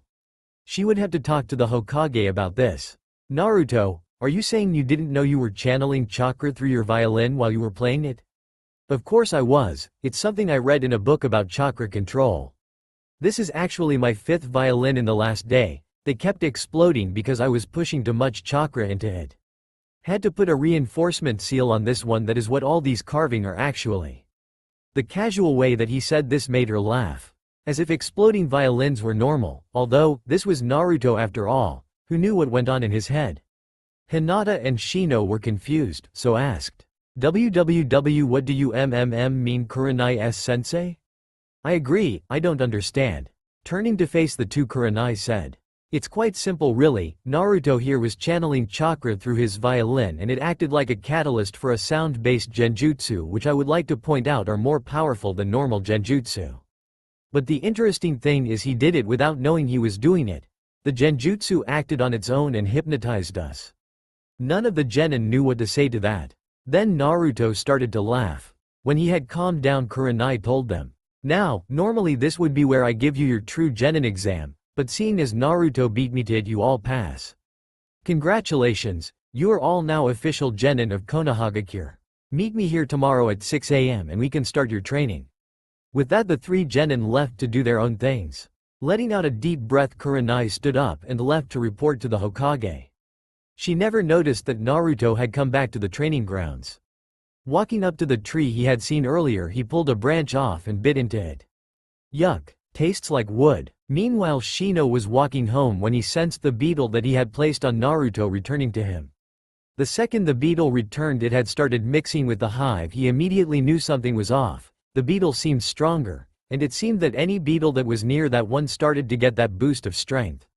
Shino quirked an eyebrow before thinking, "Interesting, it seems that something about Naruto has made my Kakaichu stronger. I will have to either talk to him about this or observe to see what about Naruto is doing this." Shino, not one to disregard an advantage, started to cultivate his hive to have the advanced traits shown in the enhanced Kakaichu that had returned from Naruto. It had about a week and the new Team 8 had settled into a nice routine. They would train for the first half of the day and then in the afternoon they would get a mission, but whenever they went out for a mission things would get interesting. Kurenai was at her wit's end. This was her team's 4th D rank and Naruto was driving them all crazy. Their first mission had been to paint a civilian's house. It went okay at first, but the problem came when the client's wife came home and saw Naruto. By the time her husband had calmed her down and took her into the house, nobody noticed that Naruto had painted the house bright pink instead of the white the client had supplied them with. They still didn't know where he got the damn paint. The second mission had been to weed an old lady's garden. This had gone fine until she refused to pay Naruto. While Kurenai had been arguing with her, Naruto had replaced all her plants with cannabis, which, while legal, was frowned upon. This was another thing that baffled the team, as they still didn't know where he got the plants, though Kurenai was more worried at the thought of a high Naruto. The third had been to catch Tora. This had actually gone okay. Seems Naruto had a way with animals. He had been the first ninja ever to just walk up to Tora and pick him up. The problem had come when he left with the little beast for about an hour. Nobody knew what he did, but after that mission it became a lot harder to catch the cat whenever it escaped from its owner. One genin team had claimed that they had seen the demon cat jumping through the trees like a ninja animal. The mission had been simple: get the shopping done for a woman that had broken her leg. The problem had come when she had given Naruto a dirty look. At the time the boy had just ignored her, but his team had got to know him over the past few weeks and knew he was going to do something. He never let something go. This was why Kurenai was watching him like a hawk. So far everything was fine. They had just gotten back to the client's house without incident and were just waiting for their pay. When the client had been paying them, she had gave Naruto another dirty look and tried to give him half what she owed him. The feeling of dread that had increased when Naruto didn't say anything, just stood there grinning like the madman he was. A few minutes later they had gotten the money and were on their way to report to the Hokage when they heard a scream from inside the house. Rushing back inside, they had arrived to see the woman sitting on the floor, covered in bright red paint. Naruto had somehow put a paint bomb in her shopping bags when they weren't looking. Letting out a deep breath, Kurenai and the other two genin started to help her off the floor and to a chair in the living room. The whole time Naruto was laughing his head off, rolling around on the floor. It took them an hour to calm her down. Now here they were stood in front of the Hokage in his office. For a full minuet he said nothing, just sat there looking at Naruto with his pipe in hand. "I thought we talked about this, Naruto, you can't keep attacking clients." Naruto just stood there, giggling. "Well, technically she wasn't a client when it went off, we had finished the mission." None of them knew what to say to this. He was right. They had finished the mission. Sighing to himself, Sarutobi just waved a hand for them to leave. "Whatever, I'm getting too old for this shit, just go." With that they left to go to the training grounds. It had been a few weeks since the disaster week of missions and Team 8 had decided to hold off on doing missions as a team for a while, but Kurenai had encouraged Hinata and Shino to continue to do them solo when they had time, at least until they could stop Naruto from being Naruto. Kurenai, Hinata and Shino were currently waiting for Naruto at Training Ground 8. It was one of the more secluded training grounds, with a large lake and small wooded area. It was a good place to train. Today Kurenai was planning to teach Hinata and Shino how to water walk. She would have been teaching Naruto it as well, but he was having problems with tree walking. The last time he tried he was blown off so hard he not only broke the tree he was trying to walk on, but 3 other trees as well when he flew into them. For some reason Naruto was always a few minutes late to team training. After waiting for a little longer they decided to start without him. It was half an hour later when Naruto walked into the training grounds, a strange bundle on his back. This put them all on edge. Though Naruto had never done anything to them, they were still cautious. When he got to them he put the bundle down and waved. "Hey guys, I got you something." Slowly making their way over, the group looked at the bundle on the floor nervously. Seeing their faces, Naruto laughed. "Don't worry so much, it's not going to explode, at least I don't think they will," he said with a thoughtful look on his face. This did not fill them with confidence. Reaching down and unfolding the package, Naruto took a step back and looked at them all expectantly. "So, what do you think?" They didn't really know what to think. On the ground before them were the most bizarre yet beautiful weapons any of them had ever seen. The first was what looked to be some sort of launcher. It had a long barrel, but it didn't seem capable of firing kunai. It was encased in a leather holster. The weapon itself was also covered in strange markings that they soon realized were seals carved perfectly into the metal. The next was a long metal pipe, about 3 feet in length, with a small needle-like point. On closer inspection they realized that it was hollow and that there was a small hole in the end. This was also attached to leather straps and was covered in similar seals as the first. The last was a pair of elegant gauntlets. The metal was white and the middle finger had a sharp, pin-like point in the end. They were designed to go up to just below the elbows and had seals all over them. After a while Kurenai looked at Naruto and said, "They are beautiful, Naruto, but where did you get them and why did you bring them?" Naruto gave her one of his rare, sincere smiles when she asked that. "Well, remember when I said that I was looking into weapon making?" They all grow shocked looks on their faces when he said this. "You mean you made these?" "Yep, I made a deal with a smith in the village. I get to use his workshop and I let him look over some of my designs and use the ones he likes so long as I get a percentage of the profits." Nice guy, open-minded. Naruto seemed to get lost in his own mind. Flashback. Naruto was in a good mood, things just seemed to be going his way today. He had just met his team and successfully became a full ninja, and he had a feeling that his team would be fun to be around. They all seemed like good people, so he wouldn't need to kill them later on, which was a plus, and they all were interesting, which means Naruto wouldn't get bored. But the thing that had put him in a great mood is the fact that he just successfully snuck into the Anbu headquarters and dyed all their uniforms bright orange. The look on their faces was priceless and he was glad he brought a camera.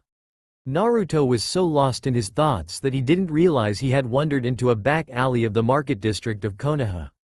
When he did take notice of his surroundings, he found himself outside a small shop. It had an old wooden sign in the shape of a kunai hung over the door, the universal sign for a shinobi shop.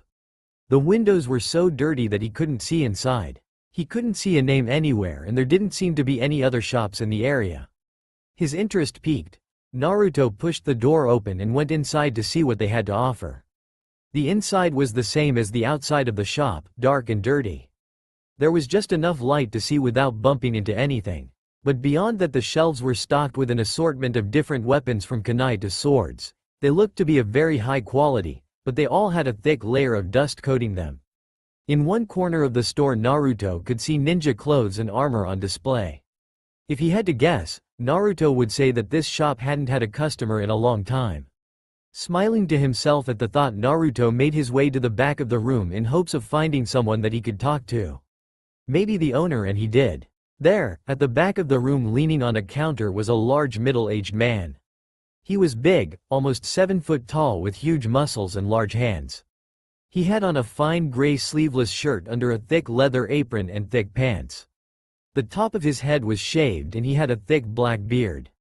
Scars littered the man's skin, showing of past battles and time-round weapon.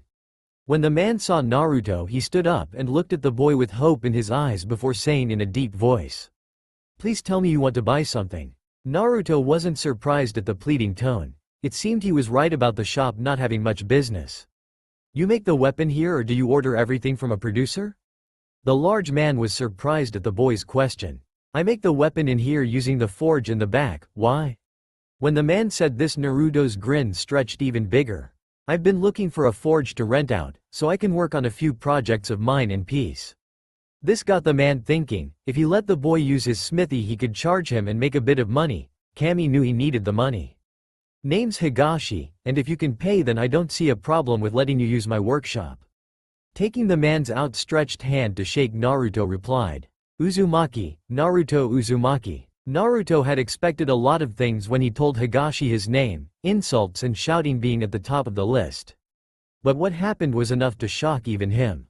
Higashi's eyes widened at his name and he let out a small gasp. Without letting go of the young boy's hand, the muscular man pulled him forward and hugged him. Naruto stiffened at first, thinking he was being attacked, until he felt water falling onto his face. Looking up at the mountain of a man, Naruto was shocked yet again when he saw the tears falling down his face. Thank you, thank you." When Higashi let the shocked blonde go, he let out a hearty laugh and explained, "I never got a chance to thank you for what you did for my family. You might not remember, about 6 years ago you saved a girl from being raped in an alley not far from here. That was my daughter, Tenten. I've been waiting for years to thank you." Naruto just tilted his head to one side and thought, "Short girl in a Chinese-style dress with buns in her hair, looks kind of like a panda?" Higashi just laughed again and nodded his head. "Small world, how's she doing nowadays?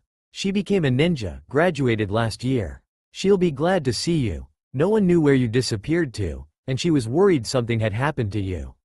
Where you been for the last 5 years?" Naruto just shrugged and said, "Place called the Institution, and from the look on your face and the scars on your skin, I'm guessing you are an ex-shinobi, because that's the only way you could know about it." True to his word, at the mention of the insane asylum, Higashi went deadly pale before a sad look came onto his face. Nodding his head, the large smith said no more about it. After a few minutes of silence, Naruto asked if he could see the workshop. Nodding his head again, Higashi led the young boy to a door behind the counter and down a corridor past several rooms until they came to the workshop. It was a good-sized room, about 20 feet by 20 feet and a lot like the shop in front. It was dark and dusty, and again, Naruto could tell that it hadn't been used for a while. The tools were all neatly arranged on hooks on a wall and the furnace was good. The work counter was full of old broken kunai and swords. On a wall at the back of the room were several different designs for weapons Naruto had never seen. He couldn't help but be impressed. Seeing what he was looking at, Higashi made his way over to the blonde. "These were all my ideas. I had planned to make them one day, but after the Kyuubi attack, my first shop was destroyed. When it was finally rebuilt, I ended up back here and nobody even came. I found out that one of my old competitors had bribed an official on the planning council to have me put here to get rid of me. So I never had the money to move to another location or to advertise." Nodding his head, Naruto reached up and took down some of the designs. There was a double-bladed axe, a zanbato, and several more complex designs that he could just barely comprehend. Putting them down, Naruto pulled out several pieces of paper and handed them to the old smith. Curious, Higashi took the offered paper and looked over Naruto's designs. They were rough around the edges, and some of them wouldn't be possible due to the characteristics of metals, but he was impressed at the ingenuity and creativity that the designs held. Turning his gaze back to the blonde boy, Higashi asked, "You make these?" At his nod, the man grinned. "Impressive. So what do you know about weapon crafting?" "Strong theoretical knowledge, but no practical experience to back it up." Nodding his head at Naruto's words, Higashi looked back at the designs in his hands. "It shows in the designs. What would you say to me going over some of these designs with you? When we've got the bugs ironed out, I'll show you how the furnace works, and maybe we can teach you how to actually make some things. Sound good?" Naruto just grinned and nodded in agreement. For the next few hours, Naruto and Higashi were in the workshop, leaning over the designs he had brought and the ones on the wall. It felt good for the old man to actually work again. He was always at his happiest when he was working on a new project. He had missed the feel of the paper and the satisfaction of seeing his work coming to life as he molded the metals. As the hours passed, Higashi was more and more impressed with the blonde boy. The way his mind worked allowed him to think outside the box, to think of things no one else had ever considered. That creativity partnered with Higashi's years of experience, they found that time flew by without them even noticing. Just simply bouncing ideas off each other occupied the men for a while. Higashi quickly figured out that the boy was off his rocker. There was no doubt about that, especially since he had been put into the institution. But it was that touch of insanity that made Naruto's design stand out. At one point during their time together, Higashi had made a shadow clone to make them tea.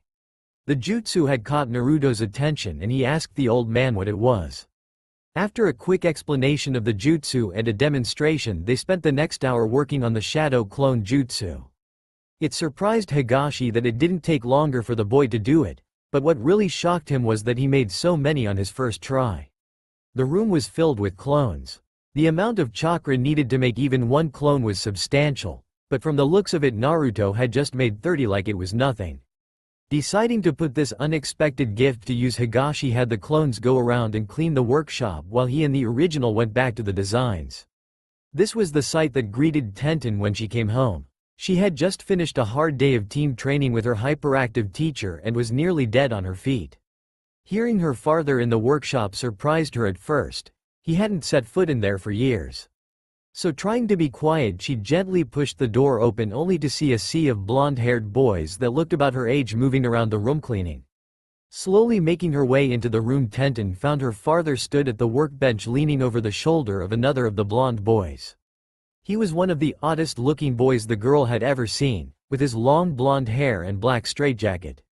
But for some reason she could have sworn she had seen him before. Shaking the thought out of her mind, Tenten walked over to her father and looked over his shoulder. The fact that he didn't even notice her there showed how engrossed he was in his work. He never took his eyes off the papers in front of him. Taking a better look at the paper, she realized that they were weapon designs, complex weapon designs. Without realizing it, Tenten had been leaning forward to get a better look. It was then that Tenten's father noticed her. "Oh, Ten-chan, when did you get home?" "Just now." "Who's this and why aren't there so many of him? And while I think about it, why is he even in the workshop?" Tenten didn't miss the slight shine in her father's eyes when he turned to the boy at the desk that didn't even lift his head when she asked about him. "That, my dear Ten-chan, is Uzumaki Naruto. You've met him before. He came to ask about using the workshop. We got to talking, and I guess we lost track of time. As for why there is so many of him, I showed him a jutsu from back in the day. He seemed to take to it quite well." When her father said she had met the boy, Tenten got confused. Sure, he seemed familiar, but she would remember someone so strange. Seeing the look on her face, Higashi laughed and tapped the blonde on the shoulder to get his attention. It was then that she finally got a good look at his face and was unable to stop the gasp that escaped her mouth. All the clones had their heads turned away as she walked in the room, so she didn't see his face until then. His face was covered in thick white bandages, similar to the ones Lee always wore on his hand. But it was his sky-blue eyes and huge grin that jogged her memory of that night 5 years ago. She could feel the tears starting to run down her eyes at the thought of it. If it wasn't for the boy that had come to her rescue, she didn't want to think what would have happened. It was the words he had said to her that night after he saved her that made her want to be a kunoichi. I might not be around next time, so you better learn to save yourself. The world is full of damsels in distress. We need more women that can look after themselves. To never be a victim again, that was her ninja way. Tears still running down her face, Tenten threw herself at the still-seated blonde and pulled him into a hug. This time it didn't shock Naruto as much as when Higashi hugged him. Locking eyes with the man, Naruto raised an eyebrow. I'm starting to see a pattern here. This just caused the older man to laugh at the blonde as he was struggling to breathe as Tenten's grip around his neck tightened. Deciding to take pity on the young boy, Higashi put his hand on his daughter's shoulder. Ten-chan, I think you should let the poor lad breathe. At her father's words, Tenten released Naruto from her death grip and took a step back with a blush. Sorry. Naruto fell to the floor and made a big show of sucking in big gulps of air before rolling around laughing at the girl's reaction, which caused her to blush even more. Don't worry about it, anyway I better be off, I'm starting missions tomorrow. I'll be back sometime tomorrow so we can start working on my designs. Good night. At that, Naruto got up and left, leaving a blushing Tenten and a smiling Higashi behind. Over the next few weeks, Naruto had taken to going to the workshop every day after his training, and under both Higashi and Tenten's tutelage, Naruto proved to be a quick learner. It wasn't until a month into his lessons that Naruto was finally comfortable with his abilities that he attempted to combine his research of seals with his weapon designs. It wasn't long after that he had combined seals into his designs that Naruto made weapons for Shino, Hinata and Kurenai. End flashback. Naruto shook his head for a moment before he continued. Anyway, I brought them here because I made them for you guys. We've been a team for a while now and I made you these to complement your fighting styles. Quote. Here he bent down and picked up the gun-like weapon and, taking on a lecturing tone that was so out of place coming from Naruto, started to explain the weapons. This is for you, sensei. Now I know that when you cast a genjutsu you can't move from one spot without disrupting your flow of chakra. So I made you this. By channeling your chakra through the grip you will be able to fire a magazine of specially made bullets with your chakra. It will take a lot of practice as compressing your chakra right to get the bullets to fire is difficult, but when you master it you should be able to cast genjutsu and kill your enemies without having to rely on someone to make the finishing blow, and as a bonus this gun makes no sound when you fire it because it is condensed raw chakra. Kurenai was speechless. Naruto had made this just for her? It was perfect. He had made her the perfect weapon after only knowing her for less than 2 months. Before she could thank him he moved on to the pipe. Now this is for Shino and, if it works out, your family. The pipe is made from a strong metal to compensate for it being hollow, and can retract so it can't be seen. It goes on your arm under your sleeve. The idea is that you can have some of your bugs fill the pipe, and when you stab someone you can inject them into your opponent so your bugs will be able to take your enemy from the inside. I know that your clan can't fight in close combat because of your bugs, so this should help. The gift I gave your beetles should also help, but I think we will have to talk to really maximize the results on that end. Shino was deeply impressed with the weapon. He guessed that he shouldn't be surprised. It would take someone with a mind like Naruto's to come up with something as unorthodox as this. But it surprised Shino as he knew about his new beetles. He had yet to approach Naruto about the subject as he didn't see a reason to, since Shino knew he had other areas to improve in before he really had to worry about his hive's strength. Kurenai and Hinata looked at Shino for explanation, but he remained quiet and stoic. Naruto continued on, not worried about the information he had let drop. And last but certainly not least, this is for Hinata. Like the others I made it to go with your family's fighting style. They are mostly designed for protection, but they can, in theory, enhance your gentle fist. By channeling chakra into the needle it can give your chakra a boost. If it works like I think it will, you will be able to actually destroy or pierce someone's chakra points.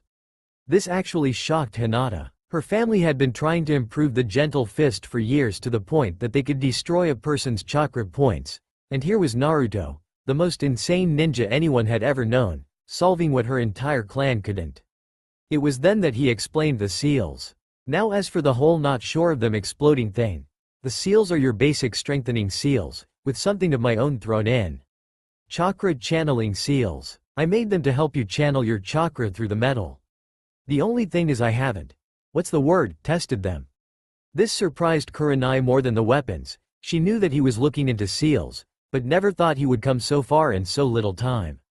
This is great, Naruto. But why did you go to so much trouble? Naruto just looked at each of them for a moment, then said, why the hell not? That marked that serious Naruto was gone and random Naruto was back. When they had gotten up after face planting, they each thanked him and asked if he had made anything for himself. His grin took on an unnerving glint and he reached behind his back and pulled out two wicked-looking katana, hidden behind his long hair. The handles looked like they fitted his hands perfectly and were wrapped in black leather. The blades themselves were stained a deep black that seemed like it didn't reflect any light, and the edge a deep, blood red, with jagged teeth offset to each side of the blade instead of being straight. They had the same seals as the other weapons etched into them, but they were almost impossible to see. The blades actually sent shivers down their spines just looking at them. They held a terrible beauty that left no doubt that they were made to take life and rend flesh from bone. These are my blades. No one said anything for a few minutes, the blades seeming to weigh down the area with their own killing intent. Which was promptly broken by Naruto falling over and laughing so hard it looked painful. When she saw he had finally calmed down, Kurenai spoke. Well, thank you Naruto, these are all great, but I think Hinata and Shino should finish the water walking exercises before learning how to use them. The extra control will help, I'm sure. Shrugging his shoulders, Naruto just put his blades away and ran to a tree. Only to fly past them and into the water when he was blown off again. As they watched him get up and do the same thing over and over again, Shino summed up their thoughts perfectly. It's hard to tell if he is a genius or an idiot sometimes. Nodding their heads in agreement, they all turned back to the lake, their new weapons in place, and started the exercise again. Naruto's laughter echoing around the clearing as he was continually blasted off the trees. It had been a month since Team 8 had gotten their weapons, and ever since then they had been exceptionally close. Shino, Hinata and Kurenai were now more at ease with Naruto and his odd behavior became very normal to them. It took them a while to realize that Naruto wasn't evil per se, he was just random and took enjoyment out of lie where he could. Hinata and Shino had finished water walking in record time, wanting to start training with their new weapons as well as taijutsu and ninjutsu to a limited extent. Kurenai would have Shino and Hinata spare each other while Naruto went against herself. Kurenai discovered quickly when she first matched Naruto against Shino that her other students couldn't keep up with Naruto in a straight fight. He could move faster than most Chunin and he hit as hard as Jonin. Thus Naruto spared with Kurenai as she was able to put Naruto under enough pressure that he actually had to try. Not to say Naruto ever seemed tried, because no matter what she had Naruto do he was never winded, he had stamina and energy in spades. Kurenai was also helping her students develop their weapon styles. While she wasn't well versed in weapons, she was able to direct them to people that could help. Kurenai herself was starting to get the hang of her weapon as Naruto had decided to call it the straight shooter. She still had some work to do before she would be able to use the weapon effectively, but she was getting better at handling the recoil and was starting to be able to fire the bullets using her chakra. She also had to practice quite a bit to learn how to accurately shoot the thing. Naruto didn't name the other weapon, saying that Shino and Hinata could do it themselves with their families. Speaking of which, both the Hyuga and Aburame clans had been very impressed with the weapons, so much so that they had requested for more to make so others in the clan could use them. Shino and Hinata had come to Naruto and asked him to make more, but Naruto told them that they could get the weapons from a small ninja shop owned by a man named Higashi. It turned out this was the man Naruto had made the deal for the use of his forge in exchange for Naruto's designs. Naruto had given him the designs after he made them in case this happened, as long as he got a nice 10% cut of the profits and that he'd tell nobody who made them, Higashi could remake and sell them to the two clans. This even applied to the other clans as well. When Kurenai asked why he didn't want anyone to know he made them, she could have sworn he was channeling his inner Nara when he said, "Too bloody troublesome." It turns out this was more than sufficient, as the Aburame and Hyuga clans were paying a small fortunes for each weapon that they wanted. After all, seal's work is expensive due to the limited number of seal masters and the tedious work required to carve them into the metal. The Hyuga had named Hinata's weapon the Hands of Kami, as they believed their eyes were a gift from Kami herself. The Aburame had been a bit more modest and named their weapon Wasp Point. Higashi and his daughter Tenten were making so much money from Naruto's weapons they were thinking of expanding the shop. Naruto, after many times of being shot off the trees like a cannon, had finally got the hang of tree walking. He even managed to learn water walking. He was by far the most advanced in taijutsu, followed by Hinata. Kurenai also let all of them train on their own from time to time, and Naruto was seen practicing with his katana. Eventually Team 8 started doing missions again. Kurenai couldn't put off giving them field experience and experience for dealing with clients. Thankfully Naruto had not done anything to the clients. Seems the word had gotten out about what Naruto does to people that cross him, and no one dared to do anything to raise the boy's ire, or they never did it to his face or while he was working for them. Team 8 were currently stood in the Hokage office, after just returning Tora to the daimyo's wife for the 5th time. The Hokage was looking at their mission record to decide if they were ready for a C-rank mission. Well, everything seems to be in order. I see no reason not to give you one. Before he could finish, the doors to the office slammed open and Kiba stormed in, followed by the rest of Team 7 walked in. Hey, Hokage-sama, can we please get a C-rank mission now? These D ranks are driving me and Akamaru crazy. After an apology from Kakashi for Kiba's rudeness, Team 7 noticed Team 8 stood in the room staring at them. Kakashi's eye lingered on Naruto for a moment before moving to Kurenai. Sorry Kurenai-chan, hope we didn't disturb you. Before Kurenai could answer, she was drowned out by Naruto. Duck ass, dog piss, Pinky, and Inu-san, how you been? Everyone in the room sweat dropped at this, with exception to the 3 genin, who were silently steaming at the names.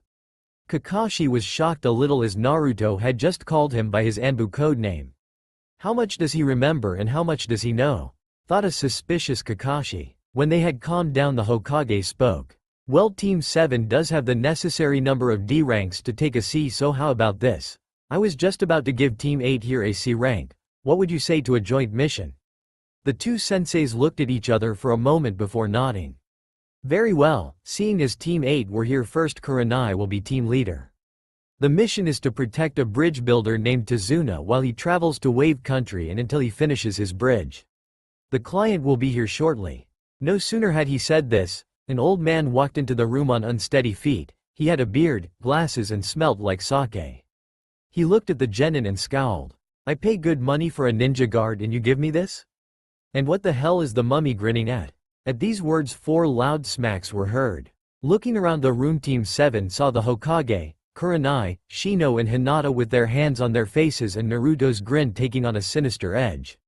The gears in his mind working as thousands of possible plans formulated in his twisted mind. Team 7 was confused, but Kakashi pressed on, not seeing any real option at the moment. Well, let's meet up tomorrow morning at the front gate where we can check out your gear before heading out to Wave Country. I would recommend packing a long-term mission, as this mission could last more than a month. Everyone nodded before they headed out to prepare for the mission. Both Team 8 and 7 were stood at the front gates of Konohagakure, waiting for Tazuna to show up so they could leave. Both Kurenai and Kakashi had checked their team's equipment and had cleared them to go on the mission. After what Tazuna had said the day before, the Hokage had quickly dismissed them and told them when to be here to go. The 2 teams were keeping their distance from each other, mostly because of Naruto. Speaking of Naruto, both Kurenai and Kakashi were worried what he would do, his track record speaking for itself. They knew he wouldn't actually kill Tazuna since he promised the Hokage he wouldn't, but beyond that they didn't know. Naruto came up with the most unorthodox ways of getting people that anything he did could be a way to prank you. They didn't have to wait long. Right on time they could see Tazuna heading their way. He had the same clothes and smell as the day before, but he was able to walk in a straight line. His eyes were red and he was clearly suffering from a monster hangover. As he approached, Kurenai cast a nervous eye over to Naruto. He was just stood there, grinning at Tazuna. Not breaking his stride, the old man walked right past them and through the gate. Nodding to their teams, Kurenai and Kakashi followed after him. They were about an hour away from the village when Naruto started to walk next to the old drunk. They spoke in low voices for a moment when Naruto pulled out a small silver flask. Handing it to Tazuna, he took the lid off and had taken a swig before anyone could stop him. Giving the flask back to the boy, he stood there a moment, all eyes on him. Then his eyes went wide. He opened his mouth and they could all see smoke coming out. It was shortly after this that all the strength left his legs and he fell over. Bending down and lifting the old man onto his shoulder. Laughing the whole time, Naruto started to continue heading towards Wave. Walking up to her, student Kurenai asked, "What the hell was in that flask, Naruto?" This caused Naruto to laugh louder, before answering, "Don't worry, he'll wake up in 10 minutes. I gave him my homemade hangover cure." Ha ha, did you see the smoke? All the ninja present just sweat dropped at the insane boy's antics. Naruto, if this is to get rid of his hangover, then why in the name of Kami is he unconscious? What the hell is in that stuff? Turning around and walking backwards so he was facing them, Naruto got a thoughtful look on his face. "Well, let me think. A few herbs, some spices, wasabi, chili powder, oh, and some strange fish I found in the lake at the training grounds." They all sweat dropped again at Naruto's description of his cure. Luckily for them, they were getting used to Naruto, well as used to him as one could get anyway. They were actually surprised when, exactly 10 minutes later, Tezuna's eyes shot open and he started to run around holding his throat. After being given water, he turned to Kurenai and said in a dry voice, "What the hell, what did the mummy give me to fucking drink?" Shaking her head, she just said, "You don't want to know." It was then that Naruto made his appearance. "So drunk, how is the head feeling?" Turning to face the boy to yell at him, Tezuna suddenly realized that his hangover was gone. Without saying anything, Tezuna started walking again, not looking at Naruto. As he passed Kakashi, they could all hear him mumbling about stupid mummies and not warning him. The group had walked the whole day, and about an hour before the sun had complete set the party brook to make camp. That night they had decided to set up camp in a small clearing about 30 feet away from the footpath. Not much had happened since Naruto had so kindly helped Tezuna with his hangover, though the old drunk had refused to say anything to Naruto since. It was shortly after they had finished setting up their tents that they noticed that Naruto didn't set one up for himself. Sakura, being the ever-curious person she was, took it upon herself to ask him where his tent was. The answer shocked them all and even got Tezuna's attention. "Don't need one. My body produces so much raw chakra that it converts any I don't use into energy. I don't actually need to sleep more than an hour or so a week if I don't use chakra." None of them knew what to say to this. To have so much chakra that you didn't need to sleep was unheard of, but what was really scary was the amount of free time that Naruto must have. "Just how much chakra do you have exactly, Naruto?" Thinking for a moment, Naruto considered how best to answer. "Well, according to the old man, about 13 times more than any kage known to have ever lived. But I can't actually use most of it because I lack the level of control needed to use it effectively. So adjusting for the amount I waste when I cast any sort of technique, I would place my reserved at high Chunin to low Jonin." Even Tezuna was shocked at this. He might not be a ninja, but even he knew not to mess with a cage. After a brief moment of silence, Sakura spoke up again due to her curiosity into what made Naruto tick. "So if you don't sleep, what do you do with all the time that most people would be sleeping?" Naruto shrugged his shoulders before looking up at the sky. "I do a lot of things really. I tend to read anything I can get my hands on. I also have been practicing my fuinjutsu, and I usually work on my various projects a little or train when the mood strikes me." They all sat in silence after that, staring into the smokeless fire. No one really knew how to respond after that. After a few more minutes of this, Naruto reached behind his back and pulled out his violin. Without looking at any of the others in the clearing, he started to play.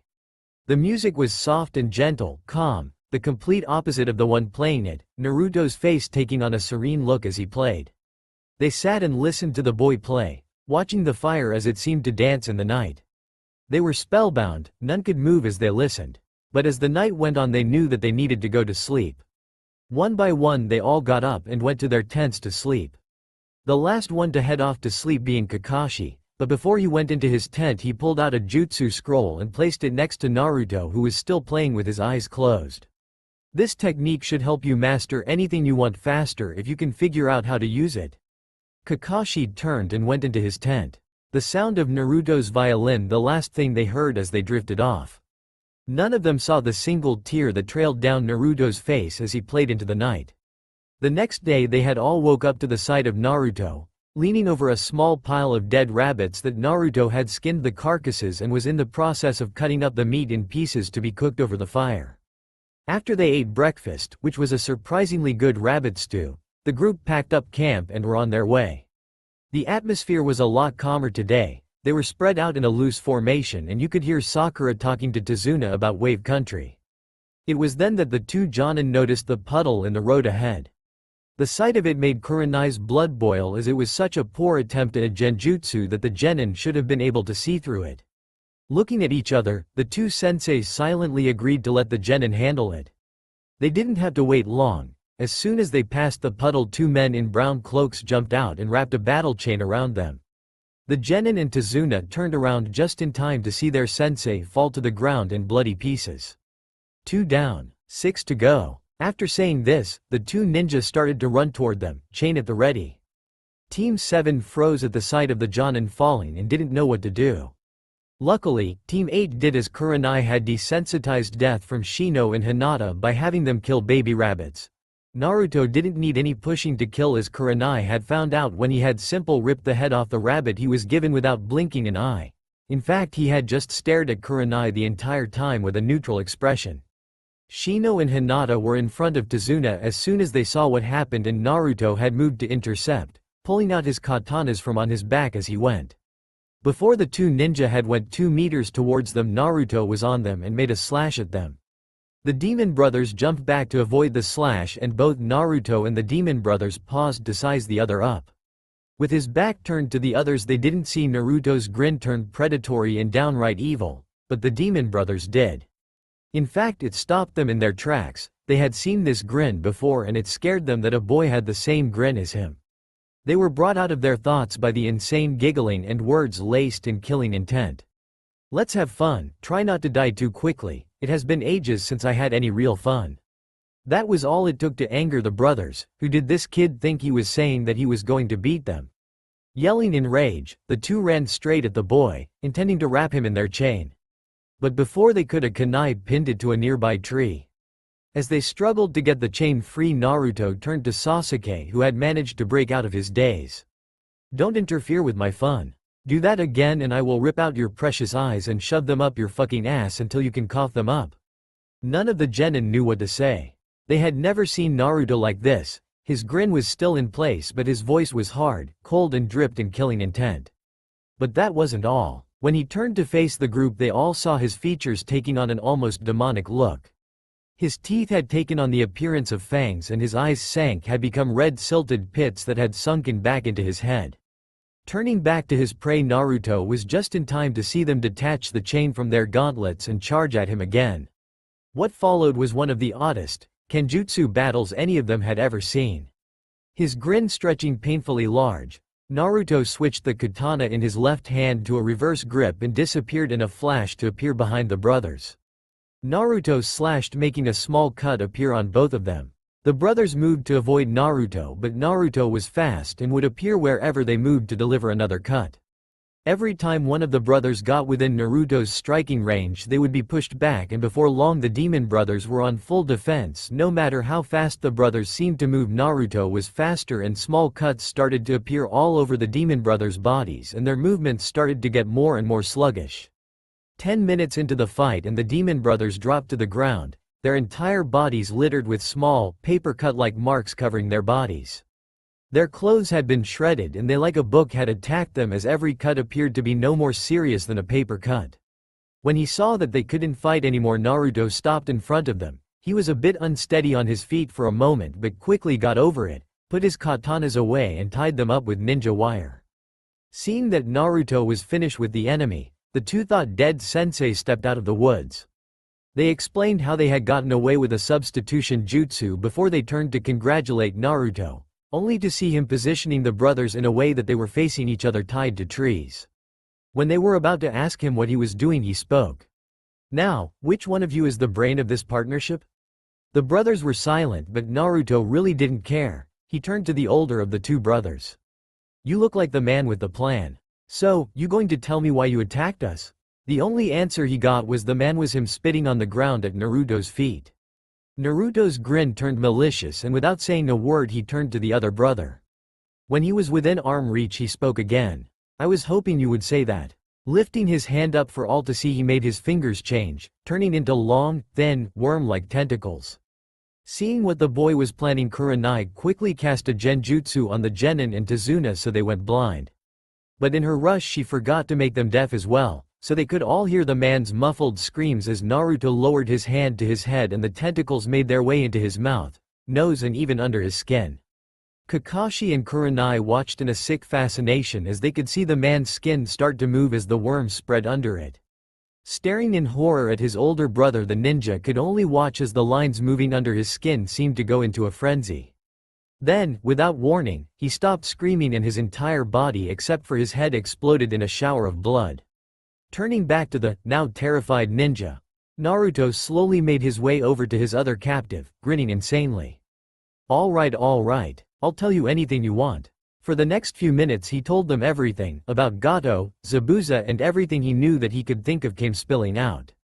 When he was done, Naruto took out one of his katana, walked up to him and slit his throat in such a way that it took him several minutes to die from drowning due to blood filling his lungs. When the light left his eyes, Naruto used his blade to cut off the head. When he was done, Naruto took a sealing scroll from his bag and sealed both the severed heads into it along with the gauntlets the men had worn. When Naruto was done, he stood up and started to walk back towards everyone else. The blood on his clothes seemed to melt into them and within minutes he was clean. Before Naruto made it back to the group, he stopped at the tree that had the barbed chain pinned by a kunai. Pulling the kunai out, Naruto examined the barbed chain quickly before coiling it up and attaching it to his waist. Kurenai and Kakashi just stared at Naruto, not sure what to think. It was the first time either of them had seen Naruto's bloodline in action, and it scared them what he could do with it. Kurenai now understood what the Hokage meant when he said Anbu were scared of his methods. Kakashi was the first to recover from his shock and walked past Naruto, who was currently admiring one of the demon brothers' gauntlets, and did a quick fire jutsu to get rid of what was left of the bodies. Kurenai snapped out of her shock when Kakashi called his jutsu and waited until there was nothing left before she released her illusion. But the smell of burned flesh lingered. After that, the Jonin talked with their charges and explained what had happened, leaving out the details, keeping in very general. Then they had quick talk with Tazuna. After Tazuna pleaded for their help, they decided to continue the mission as they couldn't allow a country to be oppressed like that, and since they had two teams with Jonin on the mission, they felt that they were more than equipped to handle anything that could happen. For the next few hours as they continued the trek towards Wave V and before they set up camp for the night, no one said a word. Every now and then the genin would sneak glances at the blonde in the group when they thought he wasn't looking. None of the genin knew exactly what Naruto had done since the Jonin refused to tell them anything beyond general information, but they knew from the screams it was bad. Kiba could still smell the blood that clung to Naruto like a blanket. Shortly after they finished setting up camp, Naruto left by simply walking into the forest. About an hour later he came back, hair wet and with a deer slung over his shoulder, the smell of blood still strong but from the deer instead of him. They all watched quietly as Naruto sat down on a nearby rock away from the fire and started to skin and prepare the meat from the deer with a small knife he had got from his bag. Every so often throwing a scrap piece or organ into the woods to unseen animals that had been attracted by the smell of blood. It was a clear night and the moon was full, casting an eerie glow on the insane boy as he did his work, humming to himself as he went. When he finished that, he went on to stripping the bark off of several branches to cook the meat over the fire. Not being able to stand the silence anymore, Kiba spoke in a quiet voice, drawing the attention of all those present. What the hell did you do to them back there? They only had small cuts. Why did they stop fighting? Naruto, turning to face the dog-like boy, his usual grin in place, answered.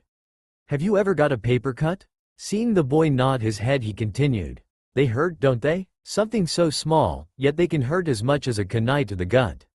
Imagine having your entire body covered in them, your face, arms, legs, torso. Small cuts all over your body. What do you think would happen? It was Sasuke that answered first. It would start to slow you down, then the more cuts you get the more pain. You can't fight if you are too focused on the pain.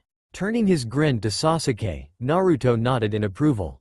Exactly, and when the pain gets too much your body stops on its own, leaving you completely vulnerable.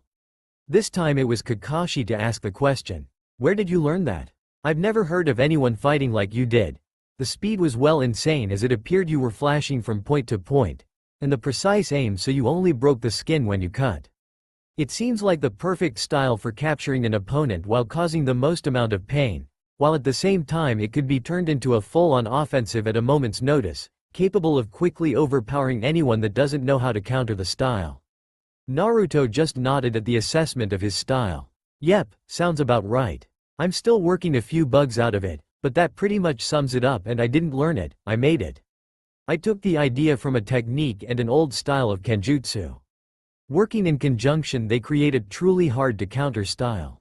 This didn't surprise Team 8 as much as the others. They had gotten used to Naruto and the way he seemed brilliant one minute and like an idiot the next.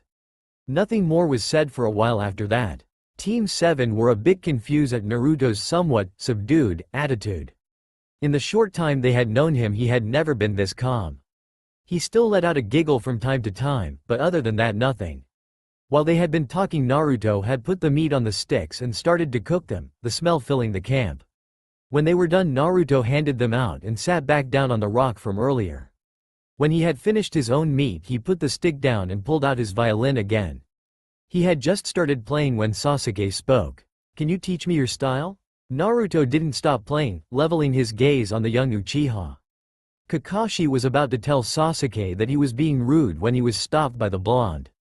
"Sure, why not? We'll need to get you some weapons to use until I can make you something, but I don't have a problem with it.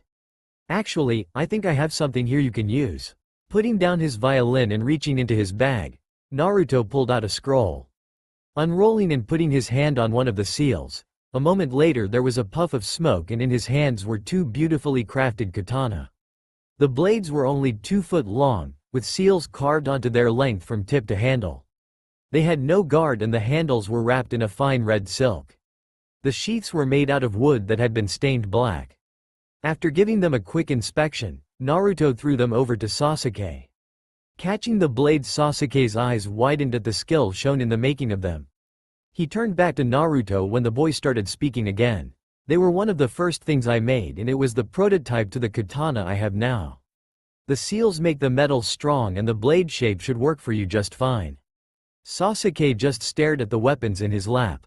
Looking up at Naruto, he nodded and said just 2 words. "Thank you." Naruto just nodded at him, then, picking up his violin, started to play again. Just like the night before, they all fell asleep to the sound of Naruto playing his violin. The next morning, after they had finished the rabbits Naruto had killed, the 2 Jonin sat the group down and explained about Zabuza.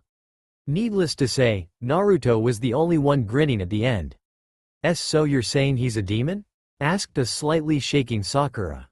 Turning to his student, Kakashi replied, "Pretty much." An air of depression started to leak out of the genin. But this didn't last long. "Potato." This caused them all to sweat drop. Turning to Naruto, Kurenai asked, "Should I even bother to ask?" "Probably not." Shaking their heads, they returned to the conversation. "Anyway, as we were saying, when Zabuza shows himself, you all stay with Tazuna while Kurenai and I fight him. You will not engage Zabuza. If something happens to us, you run, understand?" The last part was directed at Naruto. "That's stupid." Raising his one visible eyebrow, Kakashi motioned for Naruto to continue. "If this guy is as strong as you say, then how can we outrun him if he kills both of you?" That stopped both of the older ninja in their tracks. He was right. After that, they started to plan what to do if both the Jonin failed and continued on their way to Wave. They had crossed the waterway into Wave about an hour ago, and so far everything was going fine. At least no one had tried to kill them on the way across. Naruto had taken to walking on his hands instead of his feet shortly after they got off the boat. Ever since the Demon Brothers, they had started to be a lot more formal in the way they guarded Tazuna. Currently they were set up in a circle formation around him, Kurenai and Kakashi at the back, Naruto at the front and the others at the sides. "Naruto, I think you should walk on your feet again, we could be attacked at any minute." Pouting, Naruto did as he was told and started to walk normally. It was a few hours later when they found themselves in a thick mist that made it hard to see more than 10 foot in any direction. They knew instantly that it was Zabuza. Hinata could see the tiny particles of chakra mixed in with the mist, and Zabuza was known to be a master of the silent killing technique. All that they were waiting for Zabuza to show himself or for him to make his move. The mist caused a big problem though. Not only did it make it hard to see, but according to Kurenai it made it almost impossible to cast her genjutsu. Something about the chakra in the air messing with it, the chakra she would use to cast. This meant that when he did make his move, Kakashi was on his own since Kurenai wasn't amazing at taijutsu. She could hold her own, but Kakashi and Zabuza are well above her. They continued on their way, pretending that they weren't waiting for an attack. Then Kakashi heard it, the sound of something moving through the air at high speeds. Grabbing Tazuna, he yelled, "Get down!" Instantly everyone hit the deck, heads down. Everyone except Naruto, who had jumped up instead of dropping to the ground. As he was coming back down instead of landing on the ground, he found himself spinning through the air on a giant sword. Naruto laughed as if he was riding a carnival ride. Eventually he stopped when it struck a tree and got stuck. That was fun. Getting off the sword, he wobbled for a moment, but before he could regain his balance he was kicked hard in the back towards his team. "Hey, that wasn't nice. Tell someone who gives a damn." Zabuza was tall as Naruto, but unlike Naruto he was covered in muscles. He didn't wear a shirt, just gray and black cameo pants, gray arm warmers, and his slashed headband slightly tilted to one side. His voice was low and slightly muffled by the bandages that covered his face. But Naruto only saw one thing. "Dude, what happened to your eyebrows?" Even with the current situation, all those in the area face planted in the ground. When Zabuza picked himself up, he had a tick mark on his forehead. "What the hell did you just say, you mummy? You're one to talk." The two stared at each other for a moment, and then both burst out laughing. None of the others knew what to make of it. 1 minute they were at each other's throats, and then they were laughing together. When they had both calmed down, Zabuza wiped a tear from his eye and said, "You're all right, kid, for a genin. But I've got a mission to complete, so hand over the old man and you can all walk away."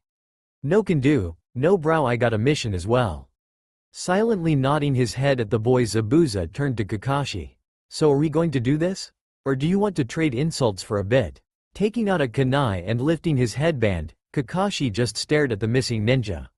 Without saying anything else, the two met in a clash of steel, Kakashi with his kunai and Zabuza with his zanbato.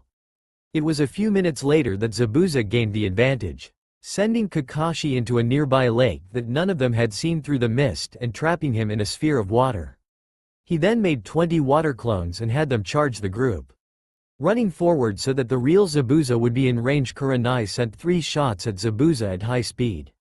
Unfortunately, without using genjutsu, it was easy for the missing ninja to dodge the bullets and appear behind Kurenai, only to kick her onto the lake as well. Before she knew it, Kurenai was in the same predicament as Kakashi, only this time it was a clone that had her trapped. At a silent command from their creator, the clones went speeding towards the genin and bridge builder.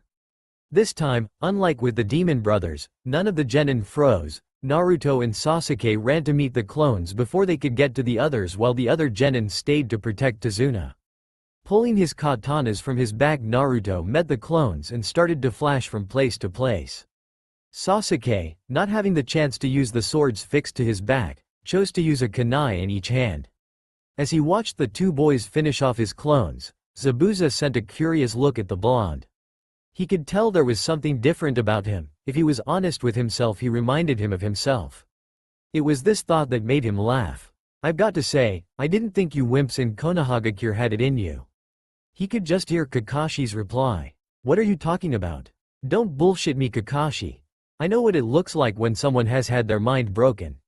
That kid has the same look in his eyes that I did at his age. The skills, the attitude, even the smile. You people have the makings of a true monster in that boy." He got no answer to this, which made him laugh again. But what he didn't realize was that he was so caught up in his conversation with Kakashi that he didn't see Naruto flash his way over to him and his captive. Just before one of the katanas slit his stomach open, Zabuza jumped back away from the young psychopath. As soon as the jutsu was released, Kakashi sent a kunai at the clone that held Kurenai, destroying it, before he turned to resume his fight with the real Zabuza. Before the two could start again, Kurenai grabbed Naruto by the hood on the back of his straitjacket and jumped back to the group. The fight didn't last long after that. Both ninjas sent a water dragon at each other and Zabuza was sent flying into a tree. Slowly making his way to the downed Zabuza, kunai in hand, Kakashi prepared to make the finishing blow. He never got the chance. Before he could finish what he started, 3 senbon were seen sticking out of the missing ninja's neck. His eyes widened before going blank. Putting the kunai away, Kakashi stepped to the body and checked for a pulse. When he found none, he turned his head to a random tree and said, "Thank you for the assistance, Hunter-san." Before anyone could ask who he was talking to, a masked ninja jumped out of the tree and moving towards the body. The hunter had on a sage blue battle kimono, with their long brown hair tied up in a bun. The mask was mostly blank, except for the eye holes and the Kiri sign on the forehead. Nobody noticed the grin on Naruto's face stretch wider as the hunter passed him. Nodding at Kakashi, the hunter bent down to pick up the body and, without saying a word, body flickered away. Pulling down his forehead protector to cover his eye, Kakashi turned to the group. "Well done you guys, great teamwork, and thanks Naruto, you saved my life. Now, if one of you could carry me the rest of the way to Tazuna's house, I'm going to sleep for a bit." The second Kakashi said this, he fell to the ground, unconscious. Running over and checking her fellow Jonin, Kurenai let out her breath and said to the others, "It's all right, he's just suffering from chakra exhaustion. A few days and he will be fine." Before anyone could say anything, Naruto walked up and grabbed Kakashi by his feet. Before they could ask what he was doing, Naruto started to drag him the way they had been going before Zabuza attacked. When he was a few meters away, he turned back to the group. They were all just stood there, staring at him. What'd I do? About an hour later they arrived at Tazuna's house. Kakashi was being carried by Sasuke and Kiba, who had taken him after Naruto had wanted to drag him all the way there. They were all sat around in the living room of the house. Kakashi had been put in a spare room in Tazuna's house and he had regained consciousness a few minutes earlier. He had just finished telling them about how his eye used a lot of chakra, which was why he had chakra exhaustion when he brought up Zabuza. At least now that Zabuza is out of the picture, I doubt we will have any more ninja of his caliber to worry about. Naruto, is there a reason you're laughing like that, or is it just you again? Partway through his talk, Naruto had started to roll around on the floor, banging his hand on the floor and holding his sides as he laughed and giggled. "Ha ha ha ha, you actually believe? Ha ha ha, that Zabuza is dead, he he he." This confused the others in the room. When Naruto had calmed down, Kakashi asked him what he meant. All he said was, "That wasn't a hunter ninja." Both Kakashi and Kurenai's faces took on a contemplating look. Then, something clicked into place. Kurenai slapped a hand to her face and Kakashi just said, "Shit." Turning to the still confused Genin, Kurenai explained, "Hunter ninjas are required to remove the head and destroy the body of any missing ninja they kill at the site of death, no exceptions outside of a battlefield." Nodding his head, Kakashi continued, "But the one that took Zabuza's body didn't. They took him away. We can only assume that they were working together and the fake hunter put him into a near-death state. This means they will be back." The Genin got scared looks on their faces at his words. "Naruto, if you knew about the hunter, why didn't you say anything? You were dead on your feet." Kurenai still couldn't use her genjutsu. "The rest of us are Genin, and if Zabuza trusts this person to pull his ass out of trouble, they have to be good enough to be a threat. So why do you think I didn't say anything? Besides, this just gives us another shot at them where we can be better prepared for an attack." Nodding his head at the logic, Kakashi moved on. "Fair enough. Now, we need to discuss what we are going to do. From the injuries he gained from our fight and the stress from being put into a near-death state, Zabuza should be out of commission for about a month.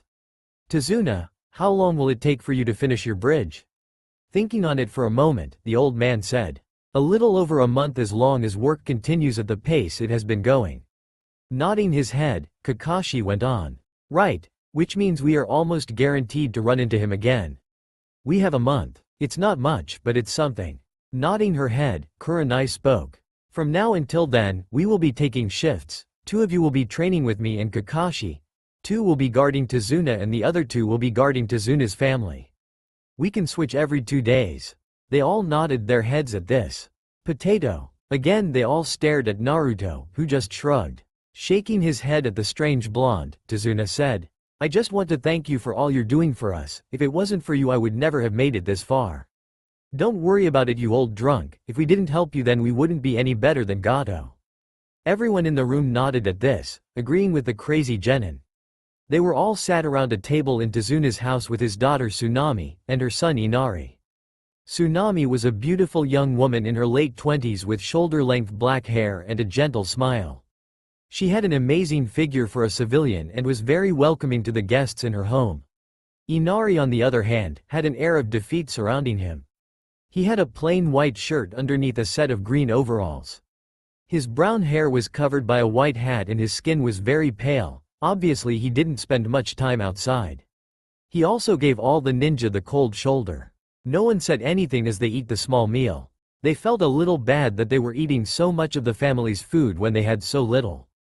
As soon as he finished, Inari ran upstairs to his room without saying a word to his mother. Turning to the ninja, Tsunami apologized to them all. Sorry about him, he was never able to get over Kaisa's death. Seeing the questioning looks on their faces, Tazuna explained about how Kaisa had opposed Gato and had been publicly executed. Kaisa was also really close to Inari and Inari saw him as his surrogate father. It was a sad story, and it got to all of them, even if they didn't all show it. After a few minutes of silence, Naruto stood up and went to the front door. Seeing he was going, Kurenai asked, "Naruto, where are you going?" He didn't turn to face them, just looked over his shoulder with his usual grin on his face. The roof. Without saying anything else he left. Those left in the room said nothing. Then they heard it, Naruto's violin. Like all the other times they heard him play, it was a soft, sad melody. Tsunami was shocked, this being the first time she had heard the young boy play. It was a beautiful sound and very well played, but it didn't seem right to her for someone that hadn't stopped smiling since he had got there to play a song that held such sadness and pain. Why does he play such sad music? He seems like such a happy boy. All the other people in the room stared at her for a moment before Kiba said, "Happy, he's fucking insane." They all nodded their heads in agreement at this, which caused Tsunami to frown. That's not a nice thing to say about someone. Shino took it upon himself to explain what they meant as it appeared Kiba's came off more as an insult than a fact. "I'm sorry Miss Tsunami, but I think you misunderstood.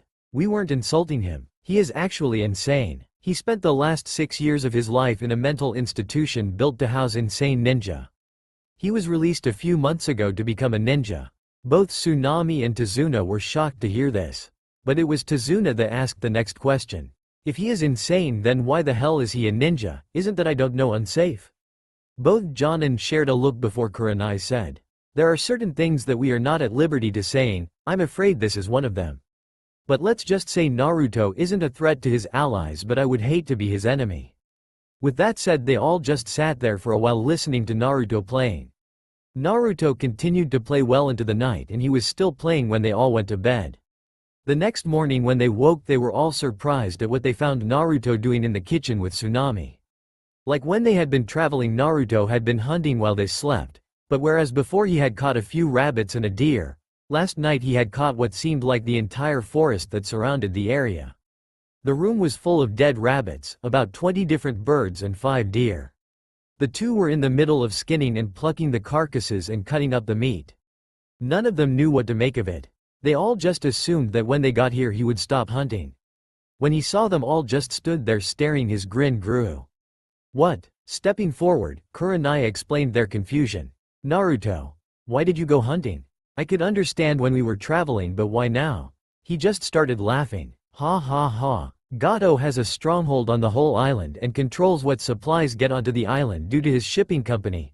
Tsunami here hasn't been able to shop for decent food for a while, and now that we are all here she didn't have enough food. So I went hunting to compensate for us staying here." Again, none of them knew what to say to this. It had never occurred to them that Tsunami couldn't shop for food. Tazuna was nearly in tears at what the blonde had done. For the next hour they all sat and helped, except Kakashi and Inari. While they were doing this, Kurenai thought about the plan. She realized it was not a good idea to leave any of the genin unsupervised. So as they were working, she told them all her changes. They would still be in teams of 2, but she would go to the bridge with Tazuna's guard, while Kakashi would supervise the training. The other thing was that Kakashi would need to stay within hearing distance of the house in case anything happened. They all agreed and the Jonin told them the teams for the foreseeable future and what they would do first. Kiba with Shino would be the first to guard the bridge with Kurenai, Sakura and Hinata would be the first to train with Kakashi, and Sasuke along with Naruto would look after Tsunami and Inari. About an hour before they set off for their respective assignments, Tsunami asked if it was okay for her to go into the village to try and find any vegetables that she might be able to buy. After considering it for a moment, Kurenai agreed that Naruto could go while Sasuke stayed to watch the house and Inari. This did not sit well with the Uchiha, but he just nodded his head and agreed. An hour later, Tazuna and his guard for the next 2 days set off for the bridge while Kakashi took Sakura and Hinata just inside the woods for their training. The three stayed in the kitchen to finish as Inari sulked in a corner of the room.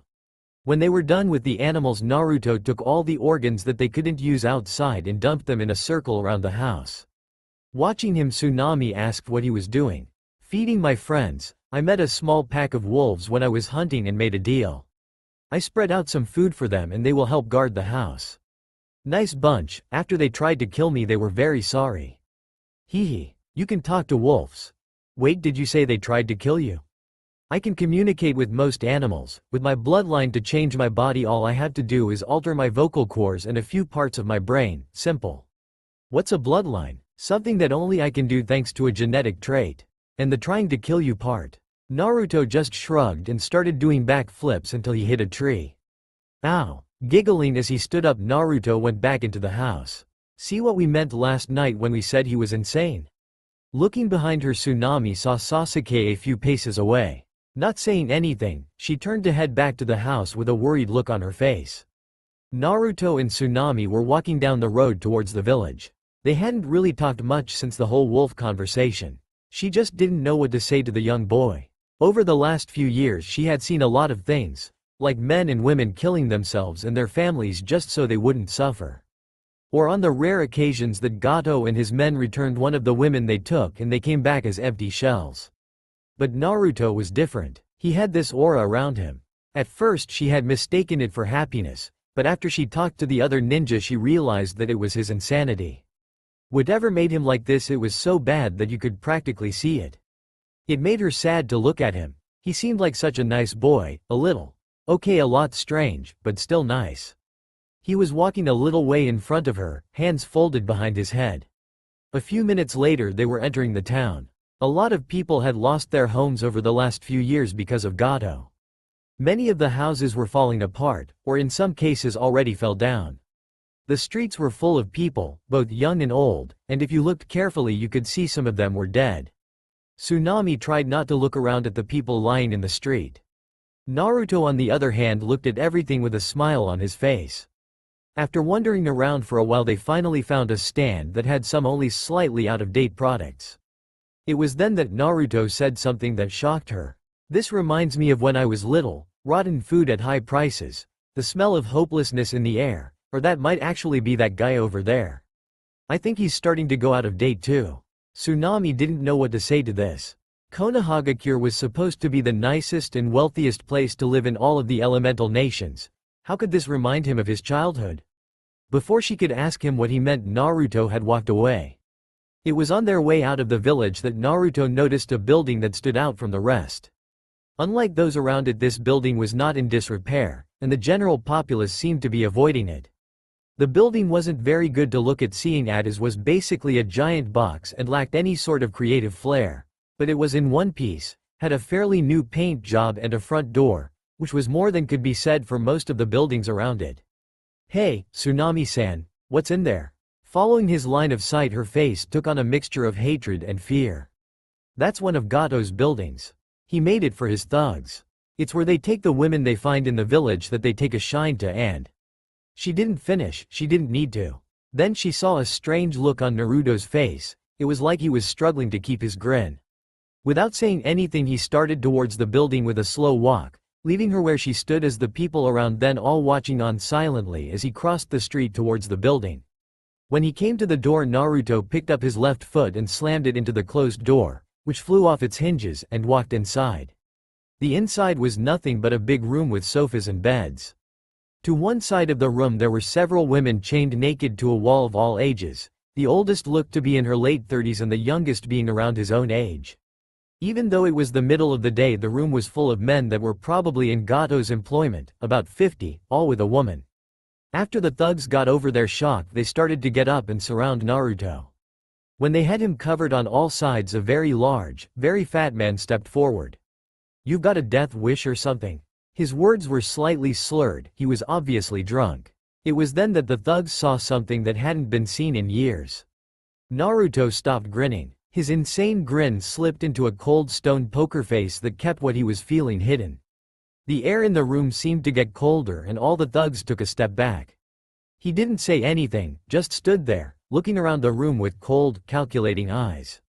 When nothing happened, the thugs started to get their confidence back. The fat man from before walked up to Naruto, but because of the young boy's height he was only a few inches taller than the boy. "Maybe you didn't hear me. I said, you've got a death wish." He never finished. As soon as the man had gotten close, Naruto had thrust his hand forward and through the man's stomach. He was still alive, but in a lot of pain. All the thugs in the room were shocked. Leaning forwards, Naruto put his mouth next to the man's ear and said loud enough for all of them to hear, "You have no idea." Without saying another word, Naruto gave a sharp pull and ripped out a long white object from the man's body. The man gave one last shuddering breath and then fell over. In Naruto's hand for all to see was what was left of the man's spine, and yet Naruto didn't show any reaction. His face stayed impassive the whole time, until he dropped it. It was like someone had thrown a switch in his head. Slowly a smile grew in his face, and then it turned into a grin. They could hear the giggles in his throat as they became full-blown laughter. Then he started to change. Outside a small crowd had gathered, but they couldn't see inside because none of them dared to get closer. Tsunami. Turning around to see who called her Tsunami saw her father running to her side, Kurenai, Kiba and Shino right behind. "Dad, what the hell's going on?" One of the villagers came to the bridge screaming about something happening. "It's Naruto, I don't know what happened. 1 minute he was here and then he was kicking the door down." At the mention of Naruto, Kurenai pushed Tazuna out of the way and grabbed Tsunami by the shoulders, her eyes wide. "What is in that building?" With a shaking voice, Tsunami told her what she told Naruto. Kurenai's eyes widened even more in understanding. Then they heard the laughter, followed by the screams of terror. "Shit.